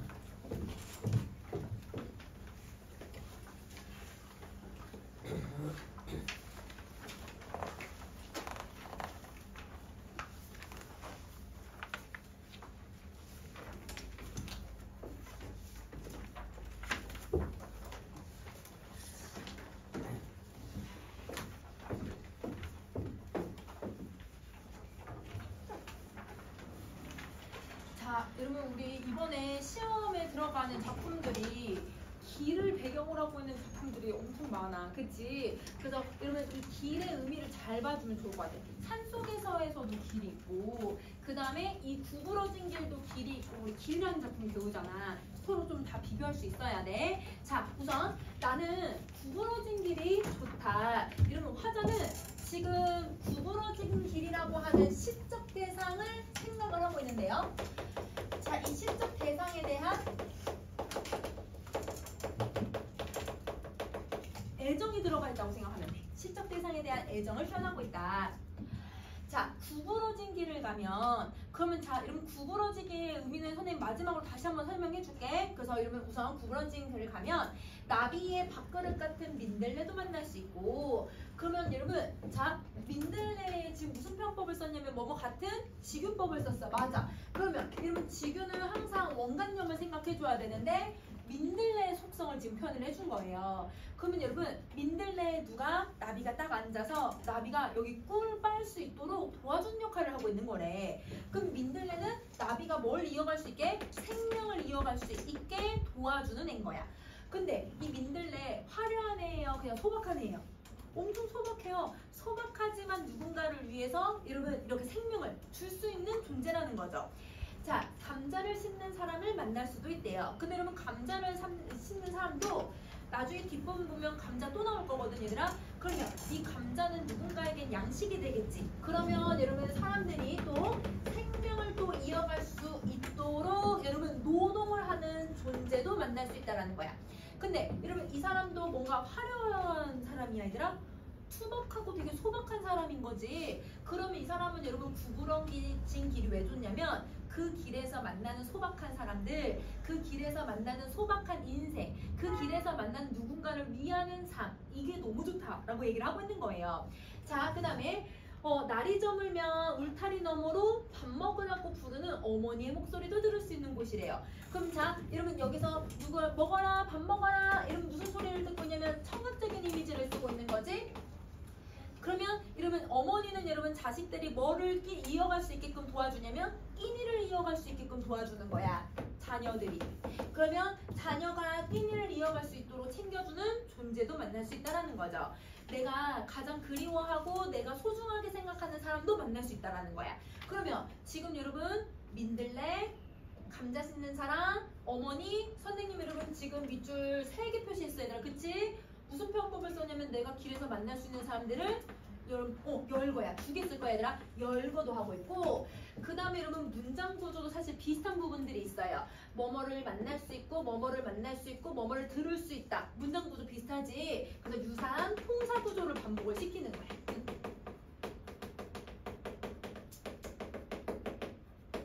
2개 열거도 시키고 유사한 통사 구조를 반복을 시키고 있다. 자, 그러면 여러분 선생님 지금 1행부터 6행까지 읽었거든요. 그럼 선생님 위로 좀 올릴게요. 자, 1행부터 6행까지는 화자가 구부러진 길에서 만날 수 있는 존재들에 대해서 설명을 했던 거야. 그러면 이 존재들의 얘들아 이 나열을 한 건데 이 존재들의 특성 여러분 잘 기억해야 돼. 소박하고 여러분 화려하지 않아. 투박하지만 누군가를 위하는 모습을 가지고 있는 존재들. 그래서 여러분 뭔가 보잘것없어 보이긴 하더라도 누군가를 위하는 정말 사랑스러운 마음을 갖고 있는 사람들을 만날 수 있다는 거야. 자, 그 다음에 여러분 선생님 7행으로 갈게요. 자, 구부러진 하천에 물고기가 많이 모여 살듯이 얘들아 뭐뭐 하듯이 라고 했으니까 여러분 무슨 표현법이 또 들어갔어? 지교. 그렇지. 자, 그러면 여기 뭐뭐 하듯이 라고 하는 건 원관념을 생각해야 되는데 원관념이 뭐냐면 들꽃도 많이 피고 별도 많이 뜨는 구부러진 길. 이게 원관념이죠. 그러면 원관념은 여러분 이 구부러진 길은 여러분 어떤 특성을 가지고 있냐면 별이나 들꽃이 많이 모여서 살고 있는 곳이래. 근데 여러분 들꽃은 화려한 꽃들을 얘기해. 되게 소박하고 투박한 모습이지. 그 다음에 얘들아 별은 크게 커야 작아요. 과학적으로 말고 내가 눈으로 보이는 거. 매우 작죠. 그쵸? 그렇지만 누군가를 위해서 빛내주고 있는 애들이거든요. 그냥 눈으로 봤을 때, 문학적인 걸로 봤을 때. 그러면 여러분 얘는 작고 그 다음에 소박한 애들이 이 구부러진 길에 엄청 많다는 거야. 그러면 여러분 얘는 다양하고 풍요로운 구부러진 길을 여러분 물고기가 많이 모여 살듯이라고 비유를 해주고 있는 거예요. 그러면 아까 1행부터 6행까지는 여러분 구부러진 길에서 만날 수 있는 대상을 설명한 거고 여기는 여러분 구부러진 길이 어떤 속성을 가지고 있는지 이제 설명을 하고 있는 거야. 자, 그리고 들꽃도 많이 피고 별도 많이 뜨는 선생님 지금 밑줄 그은 부분은 여러분 문장 구조 거의 비슷해 얘들아. 그치? 그래서 여기는 유사한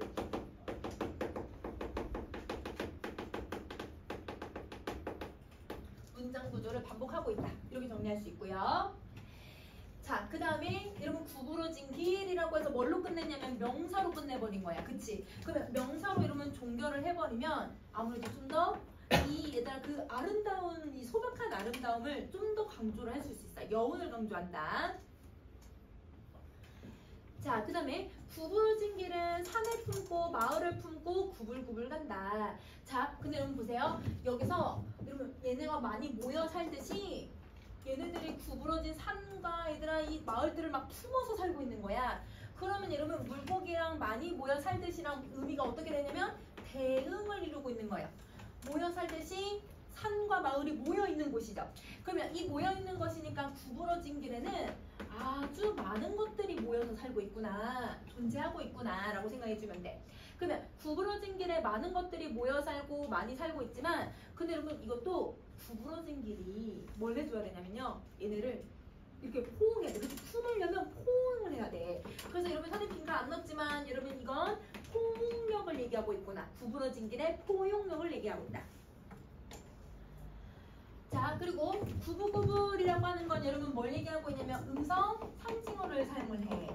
그러면 음성 상징어를 통해서 구부러진 길의 특성을 설명하고 있다.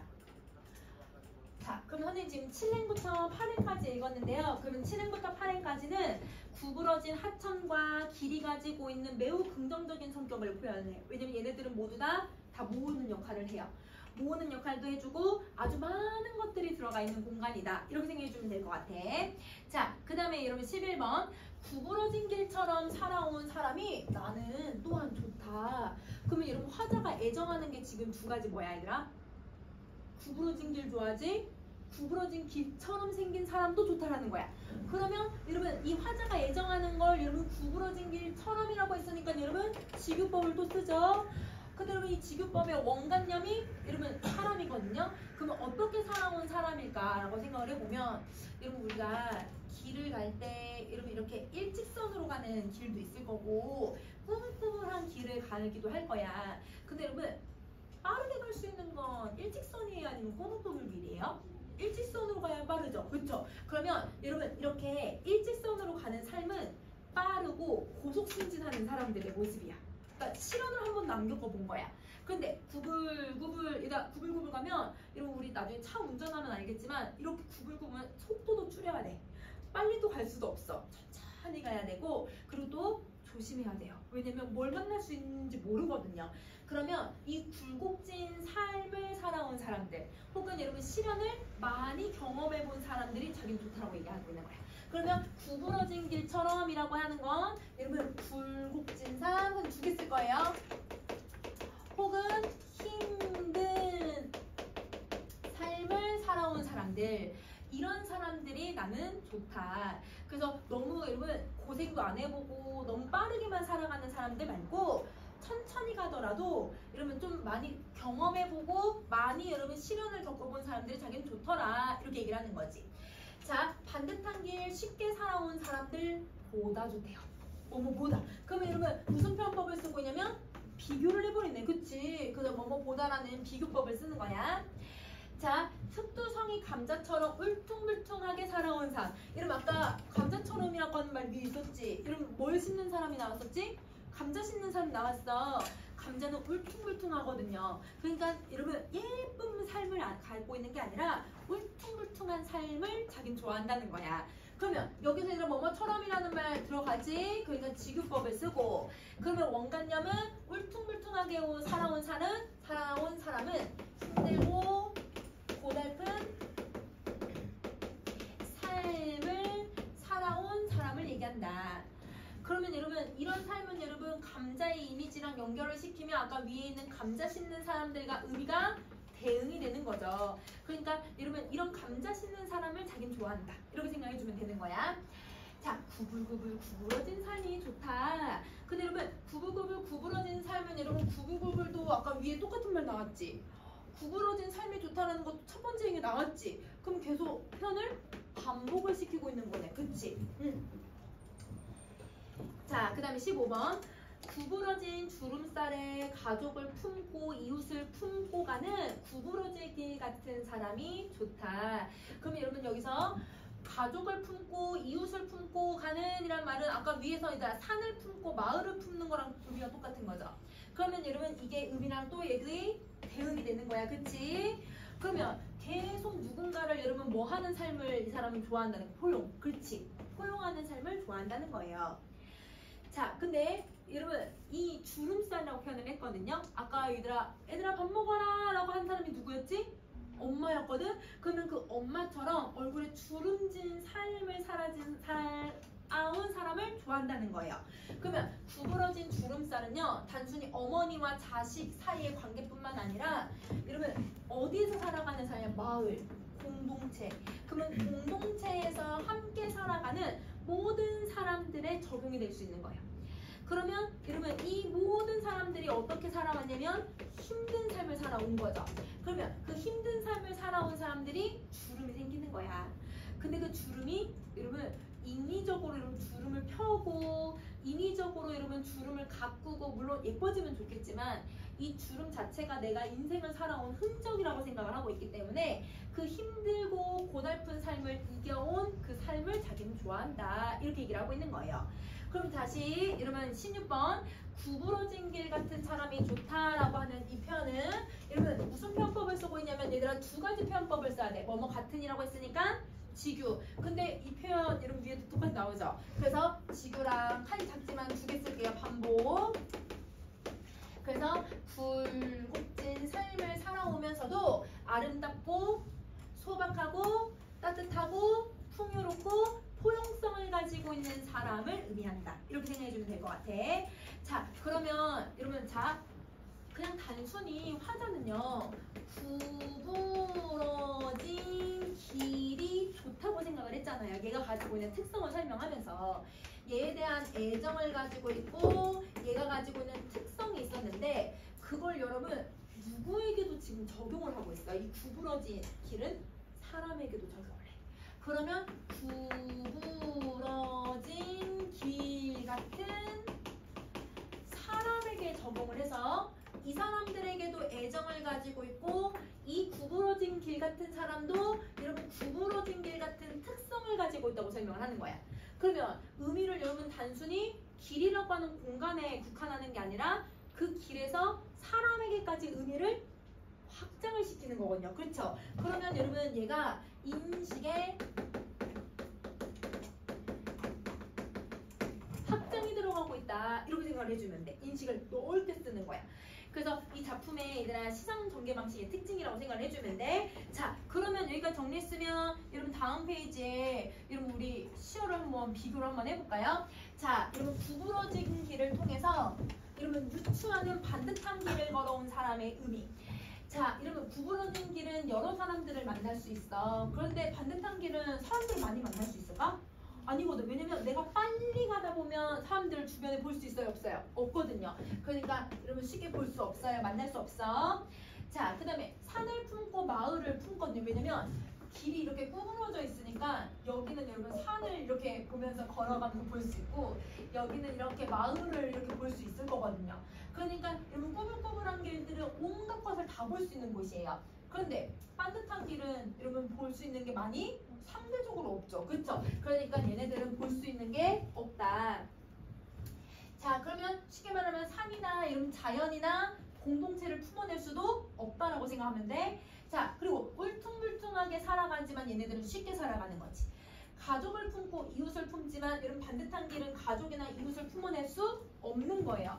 그러니까 여러분 반듯한 길은 자기만 사는 거야. 누군가랑 함께 사는 게 아닌 거지. 그래서 자기만을 위해서 그냥 일직선으로 쉬운 방향으로만 움직이는 사람을 얘기하는 거고 그 과정에서 다양한 의미나 체험을 경험해 보지 못하는 쉽게 말하면 여러분 이기적인 사람이야. 그러니까 자기만 아는 사람인 거지. 그런데 여러분 구부러진 길은 쉽지는 않아요. 왜냐면 오래 걸리고 힘들거든요.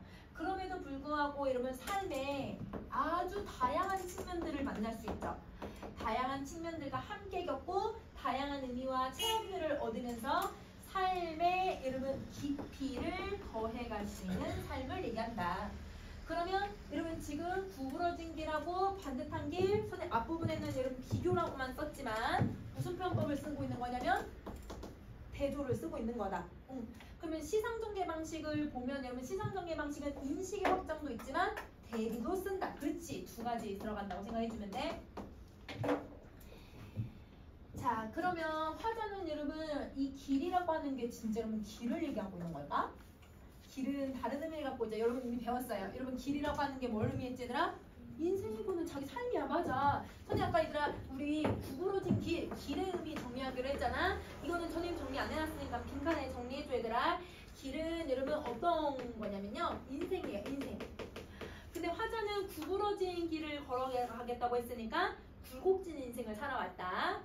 그리고 이 길은 여러분 어떤 곳이냐면 나만 살아가요? 아니면 다 같이 모여 살아요? 다 같이 모여 살죠. 그쵸? 한데 모여 어우러져 사는 공간을 의미하는 거야. 자, 그 다음에 세 번째. 여러분, 삶은 그냥 인생이긴 인생인데, 여러분, 여기서는 이 사람은 다른 누군가를 포용하거든요. 그럼 포용하면 인간적인 사람이죠. 그래서 여러분, 타인을 포용하는 인간미가 있는 삶을 의미하고 있는 거다.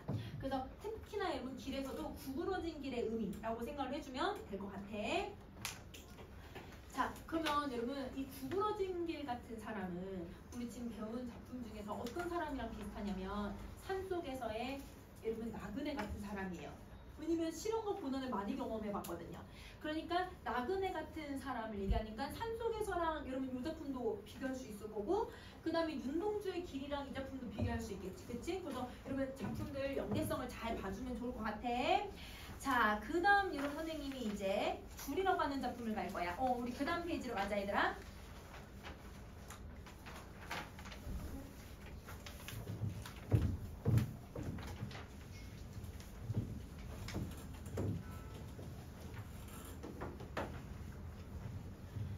자, 여러분 우선 여러분 보기를 먼저 한번 보면요. 이청준이라고 하는 작가는 예술가나 장인들의 세계를 다룬 작품을 많이 썼대. 그럼 이 글의 주제는 여러분 예술가와 장인 정신에 대해서 얘기를 하겠다는 거야. 이게 주제예요. 이게 주제. 자, 이들은 세속적 가치를 강요하는 외부의 압력에 굴하지 않고 여기까지. 그러면 여러분 세속적 가치는 여러분 우리 만능 같은 작품에서도 했잖아. 돈, 명예 이런 것들을 강요하는 사람들. 그럼 여기서는 여러분 누구가 나오냐면 단장이 그런 역할을 해. 사람들 관객들은 흥미 돈 벌게 그 사람들을 위해서 막 더 재밌는 거 해. 막 이렇게 얘기하거든요.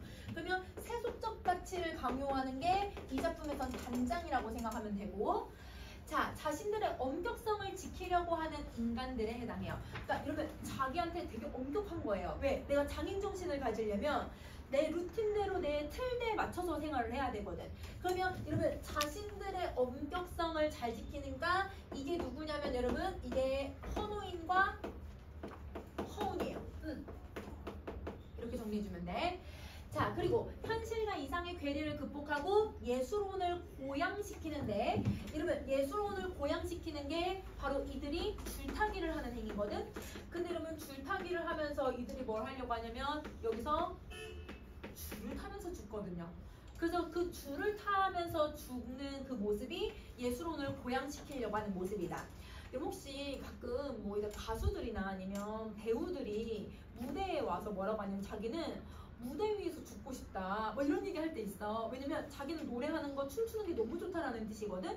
자기 직업에 대한 여러분 그 프라이드를 갖고 있는 거예요. 그러니까 이 사람들도 여러분 허노인이나 허운도 내가 지금 이 줄을 타면서 죽어가고 싶다, 줄을 타면서 살아가고 싶다 라고 얘기하는 것 자체가 자기의 얘들아 장인정신과 예술혼을 아주 극도로 고양시키려고 하는 행위다 라고 생각을 해주면 될 것 같아. 자, 그러면 여러분 우리 앞부분 줄거리 한번 봐보자. 신문기자인 나는 어떤 줄광대에 대한 기사를 취재하기 위해서 시읍으로 간다. 그곳에서 만난 트럼펫을 불던 사내는 나에게 허노인과 허운에 대한 이야기를 들려준대요. 그러면 여러분 시읍에 가서 취재를 한 이야기도 있지만 그 이야기 안에 취재한 이야기가 또 따로 있다는 거죠. 그러면 이야기 속에 이야기를 넣는 방식을 사용을 하고 있는 거네. 그러면 바깥에 있는 이야기가 바로 이게 외화.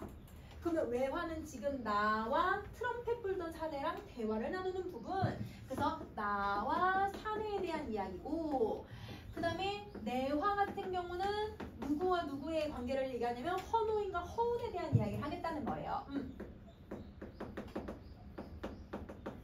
그러면 지금 외화는 여러분 내가 이야기하거든요. 그러면 여러분 나는 주인공이 아니라 이 사람을 취재한 사람일 뿐이니까, 그러면 나는 주인공 시점을 쓰는 게 아니라 관찰자 시점을 써야 돼. 그렇지. 그래서 여기 내 외화는 1인칭 관찰자 시점을 쓰는 거고, 자, 그 다음에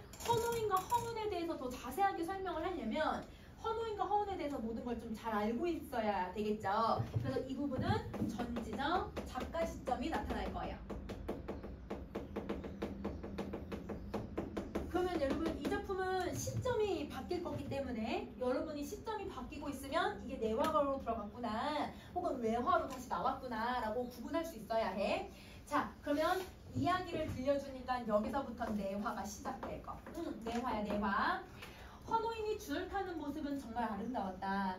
그러면 여러분 헌호인의 줄타기가 지금 여러분 뭘로 표현되고 있냐면 예술적 경지가 이만큼 올랐다고 얘기를 하고 있는 거야. 그래서 예술적 경지로 올라가는 게 여러분 승화된다라고 얘기해요. 문학에서는.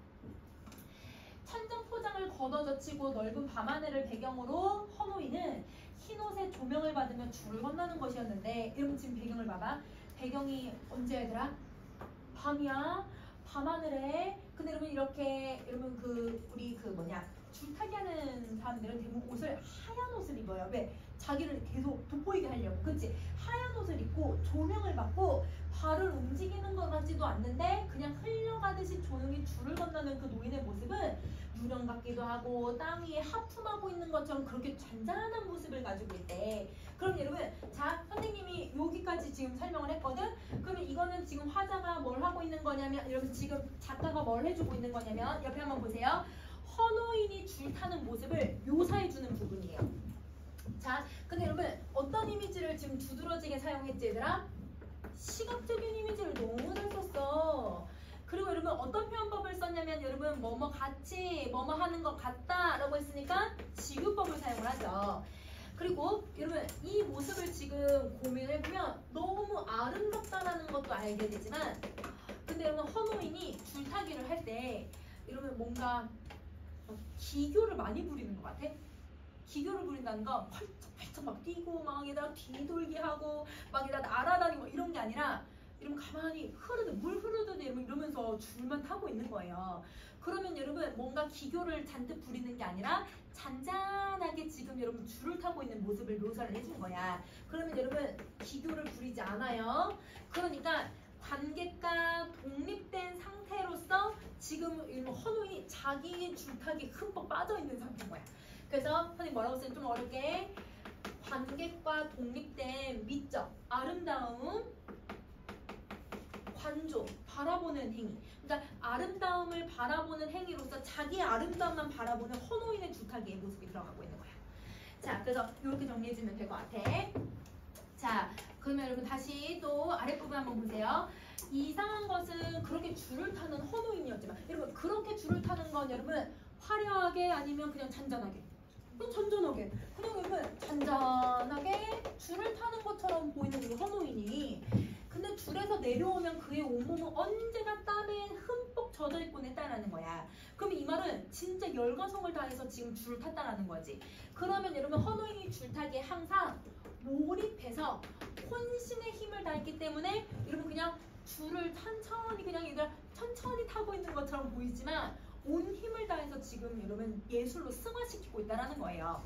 자, 그리고 그러면 단장은 그런 헌호인의 줄타기를 몹시도 싫어했어. 왜? 여러분 줄타기는 선생님 옆에 이렇게 그림도 한 거. 이렇게 사람들이 뛰어다녀야 여러분 줄타기 진짜 이렇게 뛰고요. 여기서 여러분 막 팔짝팔짝 뛰어다니고 뒤돌기도 하고 그래 내가 사람들. 근데 이런 것도 여러분 이제 줄타기 하나의 기교지만 헌호인은 이런 기교들보다 여러분 어떤 거 완전 줄타기에 이제 완전 몰입되어 있는 상태거든. 자, 근데 단장의 입장에서는 여러분 관객들이 사실 이런 거 좋아해. 서커스 같은 거. 근데 여러분 줄타기는 서커스가 아니란 말이에요. 그러니까 단장은 세속적같이 관객을 더 어떻게든 끌어모으려고만 노력을 하는 사람인 거야. 그러니까 헌호인이 얘들아 이런 재주를 보이고 있는 게 싫은 거죠. 그래서 여러분 구경꾼들 놈들 간덩이를 덜렁덜렁 놀라게 해주란 말이야. 재주 좀 부려. 재주를 부려야 뭐 할 수 있어 얘들아? 돈을 벌 수 있거든. 그치? 그래서 아까 단장을 선생님이 여러분 세속적 가치를 지향하는 사람이라고 얘기를 한 거야. 자, 그러면 여러분 줄타기를 싫어하는 이유 정리할게요. 관객들의 여러분 이 흥미를 여러분 자극할 요소가 없는 헌호인의 줄타기였으니까. 그러면 단장은 줄타기를 흥미 위주의 상업적 예술로 보는 사람인 거예요. 그럼 여러분 상업적 예술이라는 건 여러분 뭘 중요시 여기는 거? 세속적 가치를 중요시 여기는 거야. 자, 그 다음에 헌호이는 얼굴이 파랗게 질려서 대꾸도 못하고 땀만 뻘뻘 흘리다간 단장 앞에 물러나오긴 했다. 이러면 헌호이 왜 말도 못할까요? 지금 완전 지쳤거든요. 완전 몰입되어 있는 상태였으니까. 그러나 그 다음 날도 헌호이는 여전히 전처럼 줄을 타는 것이었다. 그럼 여러분 헌호이는 단장이 뭐라고 해도 이러면 자기의 신념대로만 줄을 타는 사람인 거야. 그치? 자, 그리고 우는, 여러분 운이 이제 헌호인의 아들이에요. 자, 이 운은 누가 뭐래도 헌호인이 그렇게 줄을 타는 게 좋았고 자기도 그렇게 줄을 탈 수 있기를 바랬다. 그러면 여러분 단장은 헌호인을 이해하지 못해? 이해하지 못하지. 근데 아들은 이해를 해줘 안 해줘? 이해해줘. 그치? 그러면 여러분 이거는 아버지로서 혹은 여러분 장인으로서의 여러분 존중을 아들이 해주고 있는 거야. 그러니까 얼마나 아버지로서는 여러분 기분 좋은 일이에요. 아들이 아버지로서 장인으로서 자기를 인정해주고 있는 거잖아요. 자, 그러나 어느 날 밤 주리에서 유연하던 그 노인의 발길이 한 번 변을 일으켰다. 딱 한 번 노인의 발길이 가볍게 허공을 찾는 듯한 동작을 하더니 줄이 잠깐 상하를 반동을 일으켰다. 이러면 헌호이는 줄을 절대 반동시키지 않아. 줄이 얘들아 항상 곧 사람이 올라가면 이렇게 반동이 있어야 되는데 그런 게 없어. 왜? 완전 몰입해서 이러면 가볍게 얘들아 지금 걷고 있으니까 그 나름의 얘들아 줄타기를 하고 있었는데 이 반동이 생겼다는 건 헌호인이 실수를 했던 거예요. 평상시 같지 않은 실수를 한 거예요. 그래서 기력이 이제 노인이니까 나이가 들었으니까 자기도 모르는 사이에 실수를 해버린 거야. 자, 그래서 헌호이는 가만히 몸을 지탱하고 있다가 다시 줄을 건너갔는데 누구도 그걸 실수로 생각한 사람은 없었어. 왜? 되게 노련한 사람이었으니까. 근데 객석에 눈을 두고 있던 단장은 거기서 일어나는 무의식적인 함성. 이러면 헌호인이 줄 타면 이러면 그 관객들이 함성을 질렀어요? 안 질렀어요? 한 번도 지른 적 없었죠. 근데 이러면 관객들이 함성을 질러버린 거야. 왜? 덜컥했거든요. 그러니까 여러분 관객들이 놀란 함성을 지른 거예요. 그러면 이거는 평상시와 같은 거나 다른 거다. 다르다, 그치? 평상시와 달라요, 여러분. 자, 그래서 하늘을 쳐다봤지만 줄이 상하로 조금씩 움직이는 것밖에는 무슨 일이 일어났는지조차도 몰랐다. 그러면 여러분 이 헌호인이 실수를 한 걸 사람들은 몰랐다. 이렇게 생각해주면 될 것 같아. 자, 그 다음 다시 할게.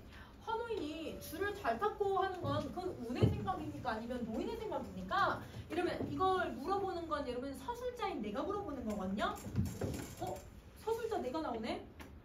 그러면 이거 외화가 된 거야. 맞아. 그러면 여러분 여기를 기점으로 해서 아까까지는 내화였는데 여기서부터는 외화가 시작되는 부분이에요.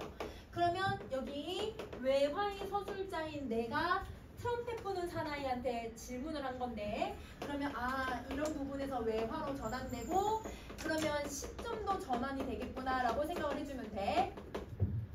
나는 트럼펫의 사내가 숨을 좀 돌리게 하기 위해서 이야기로 뛰어들었다. 그러면 여러분 이야기로 뛰어들었다라고 하는 건 여러분 이건 이야기 질문을 했다라는 뜻이야. 그치? 자, 그 다음에 사내는 한마디의 말을 하기 위해서 거의 한 번씩 숨을 들이셨다. 그럼 여러분 트럼펫 부는 사내도 지금 여러분 나이가 든 아주 노년이어서 겨우겨우 숨을 헐떡거리면서 이야기를 하고 있는 거예요. 근데 자기가 이 헌호인과 허운에 대한 여러분 장인 정신을 어떻게든 말하겠다라고 얘기하고 이 나한테 얘들 취재를 다 하고 나서요.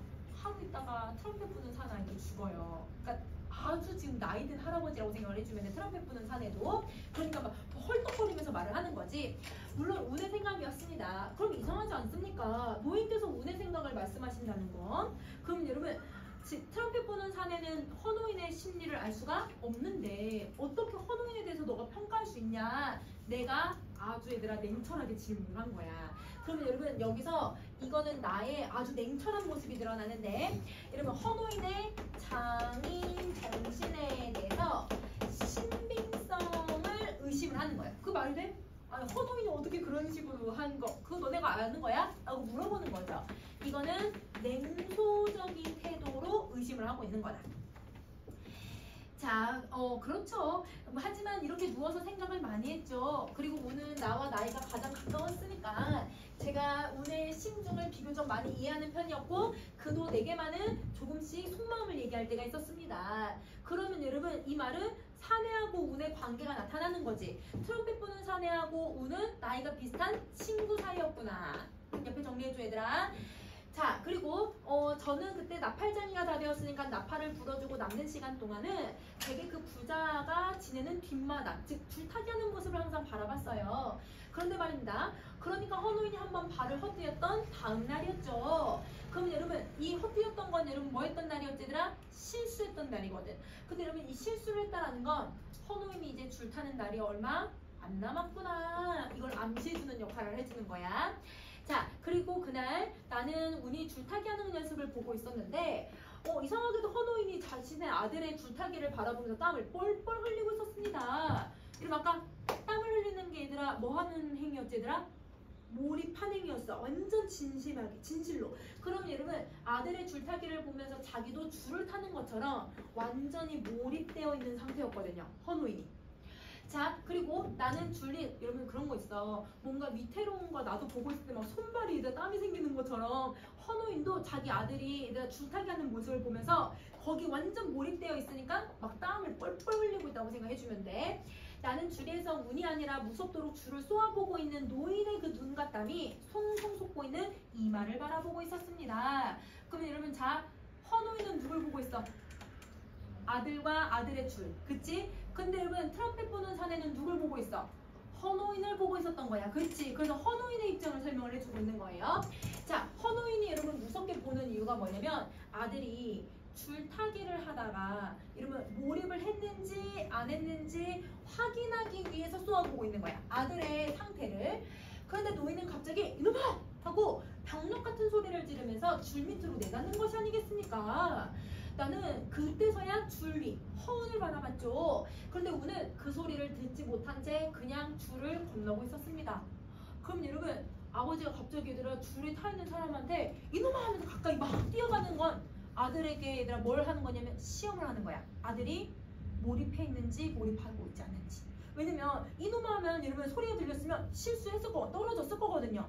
아니면 아버지가 가는 걸 의식을 하면 여러분 실수 나올 수밖에 없거든요.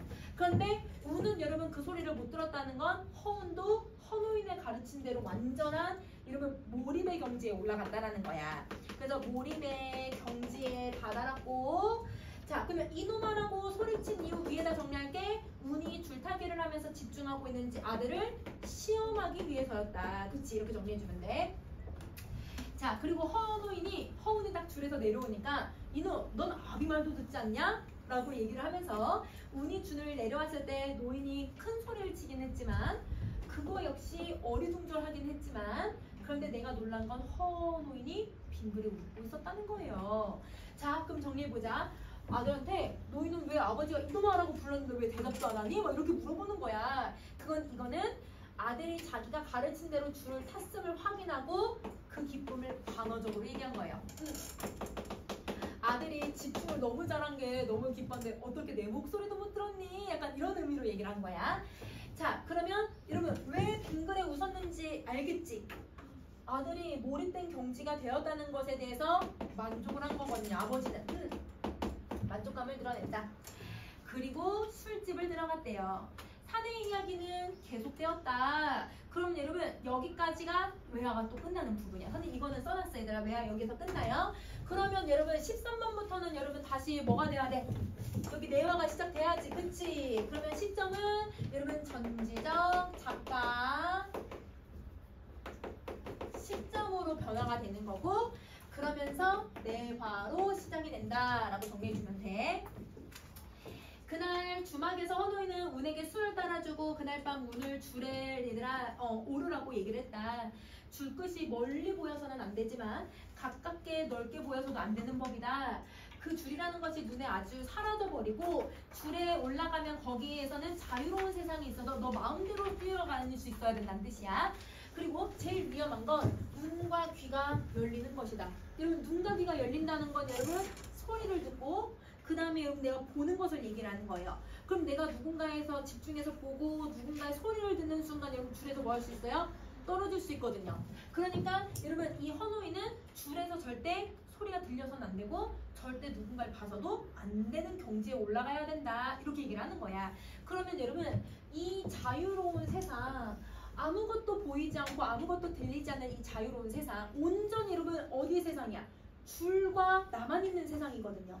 그러면 이 세상은 현실을 초월한 절대적인 예술의 경지에 올라간 것을 얘기를 해. 근데 여러분 이걸 아버지가 아들한테 알려주고 있잖아. 그러면 허노이는 이걸 경험해봤다는 거야? 못해봤다는 거야? 경험해봤으니까 알려주는 거야. 그럼 예술의 경지에 허노이는 이 경지에 올랐다는 걸 여러분한테 간접적으로 보여주고 있는 거죠. 자, 줄에서는 눈이 없어야 하고 귀가 열리지 않아야 하고 생각이 땅에 머물러서는 안 된다. 그러면 현상에 집착하지 않는 어떤 줄타기가 돼야 돼? 무아지경이 돼야 되는 거예요. 그럼 무아지경은 어떤 경지에 올랐는지 안다 모른다? 모를 정도가 돼야 된다는 거야. 자, 그러면 줄타기에 얘들아 줄타기에다가 삶의 절대적 가치를 두는 헌호인의 이런 게 장인정신인 거예요. 이게 예술정신인 거죠. 그러니까 자기가 어느 경지에 올랐는지도 모를 정도로 가장 완벽한 상태. 노인은 조용조용 당부를 했다. 그 한마디 한마디는 마치 노인의 일생을 몇 개를 잘라서 압축해 놓은 듯한 무게, 힘, 그리고 알 수 없는 깊이를 지니고 있었다. 이 깊이가 얘들아 네 글자로 뭐라고 하면 될까? 이게 장인정신.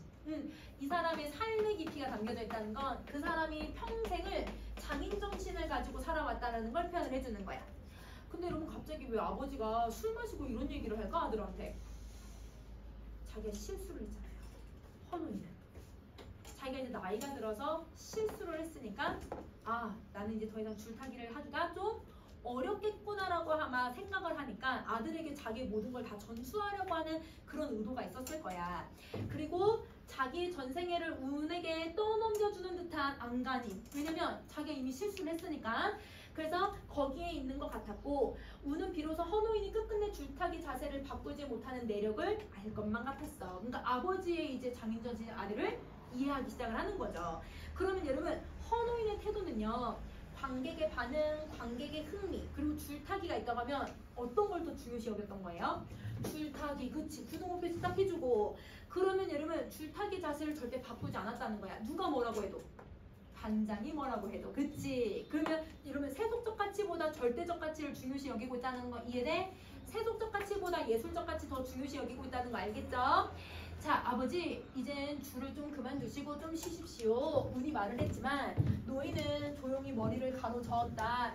줄에서 내 발바닥에 기력이 다 있다고 다른 곳을 밟고 살겠느냐? 같이 타자. 그래서 아까 술을 마셨죠? 술 마시고 얘들아 이 헌호인이 허운한테 뭐라고 했어요? 술 마시고 바로 빨리 줄타기 해보라고 했어요. 그러니까 여러분 줄타기를 이제 원래 줄타기 2인이 하기도 하거든요. 그래서 허운이 줄을 딱 탄 거야.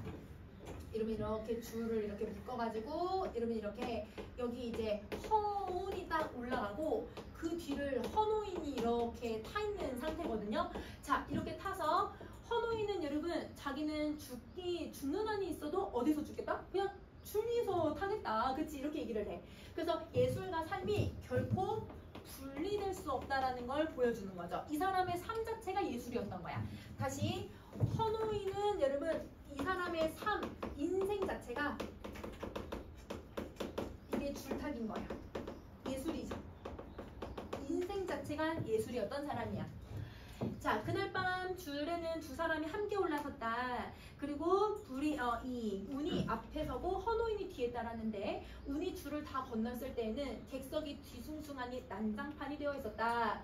이 말은 헌호인이 죽은 거야. 떨어져서. 근데 헌호인이 죽은 거를 허우는 알았다 몰랐다?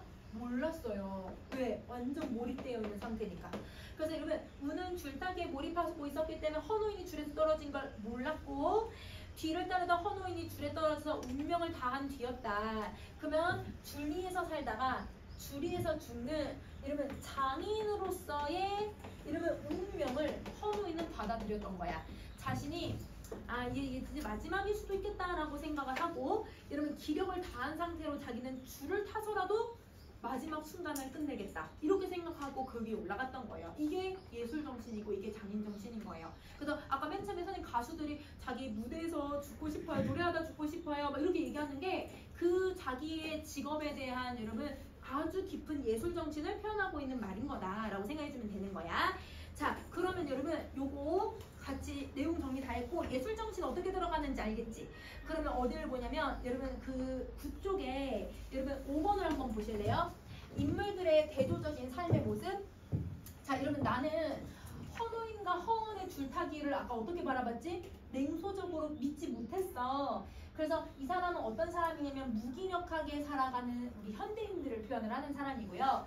그래서 타성에 젖은 삶의 태도를 갖고 있는 사람이에요. 여러분 타성이라는 건 오랫동안 여러분 변하지 않고 나태한 삶을 중요시하고 있는 사람. 그러면 타성이라는 건 오랫동안 변하지 않고 나태하게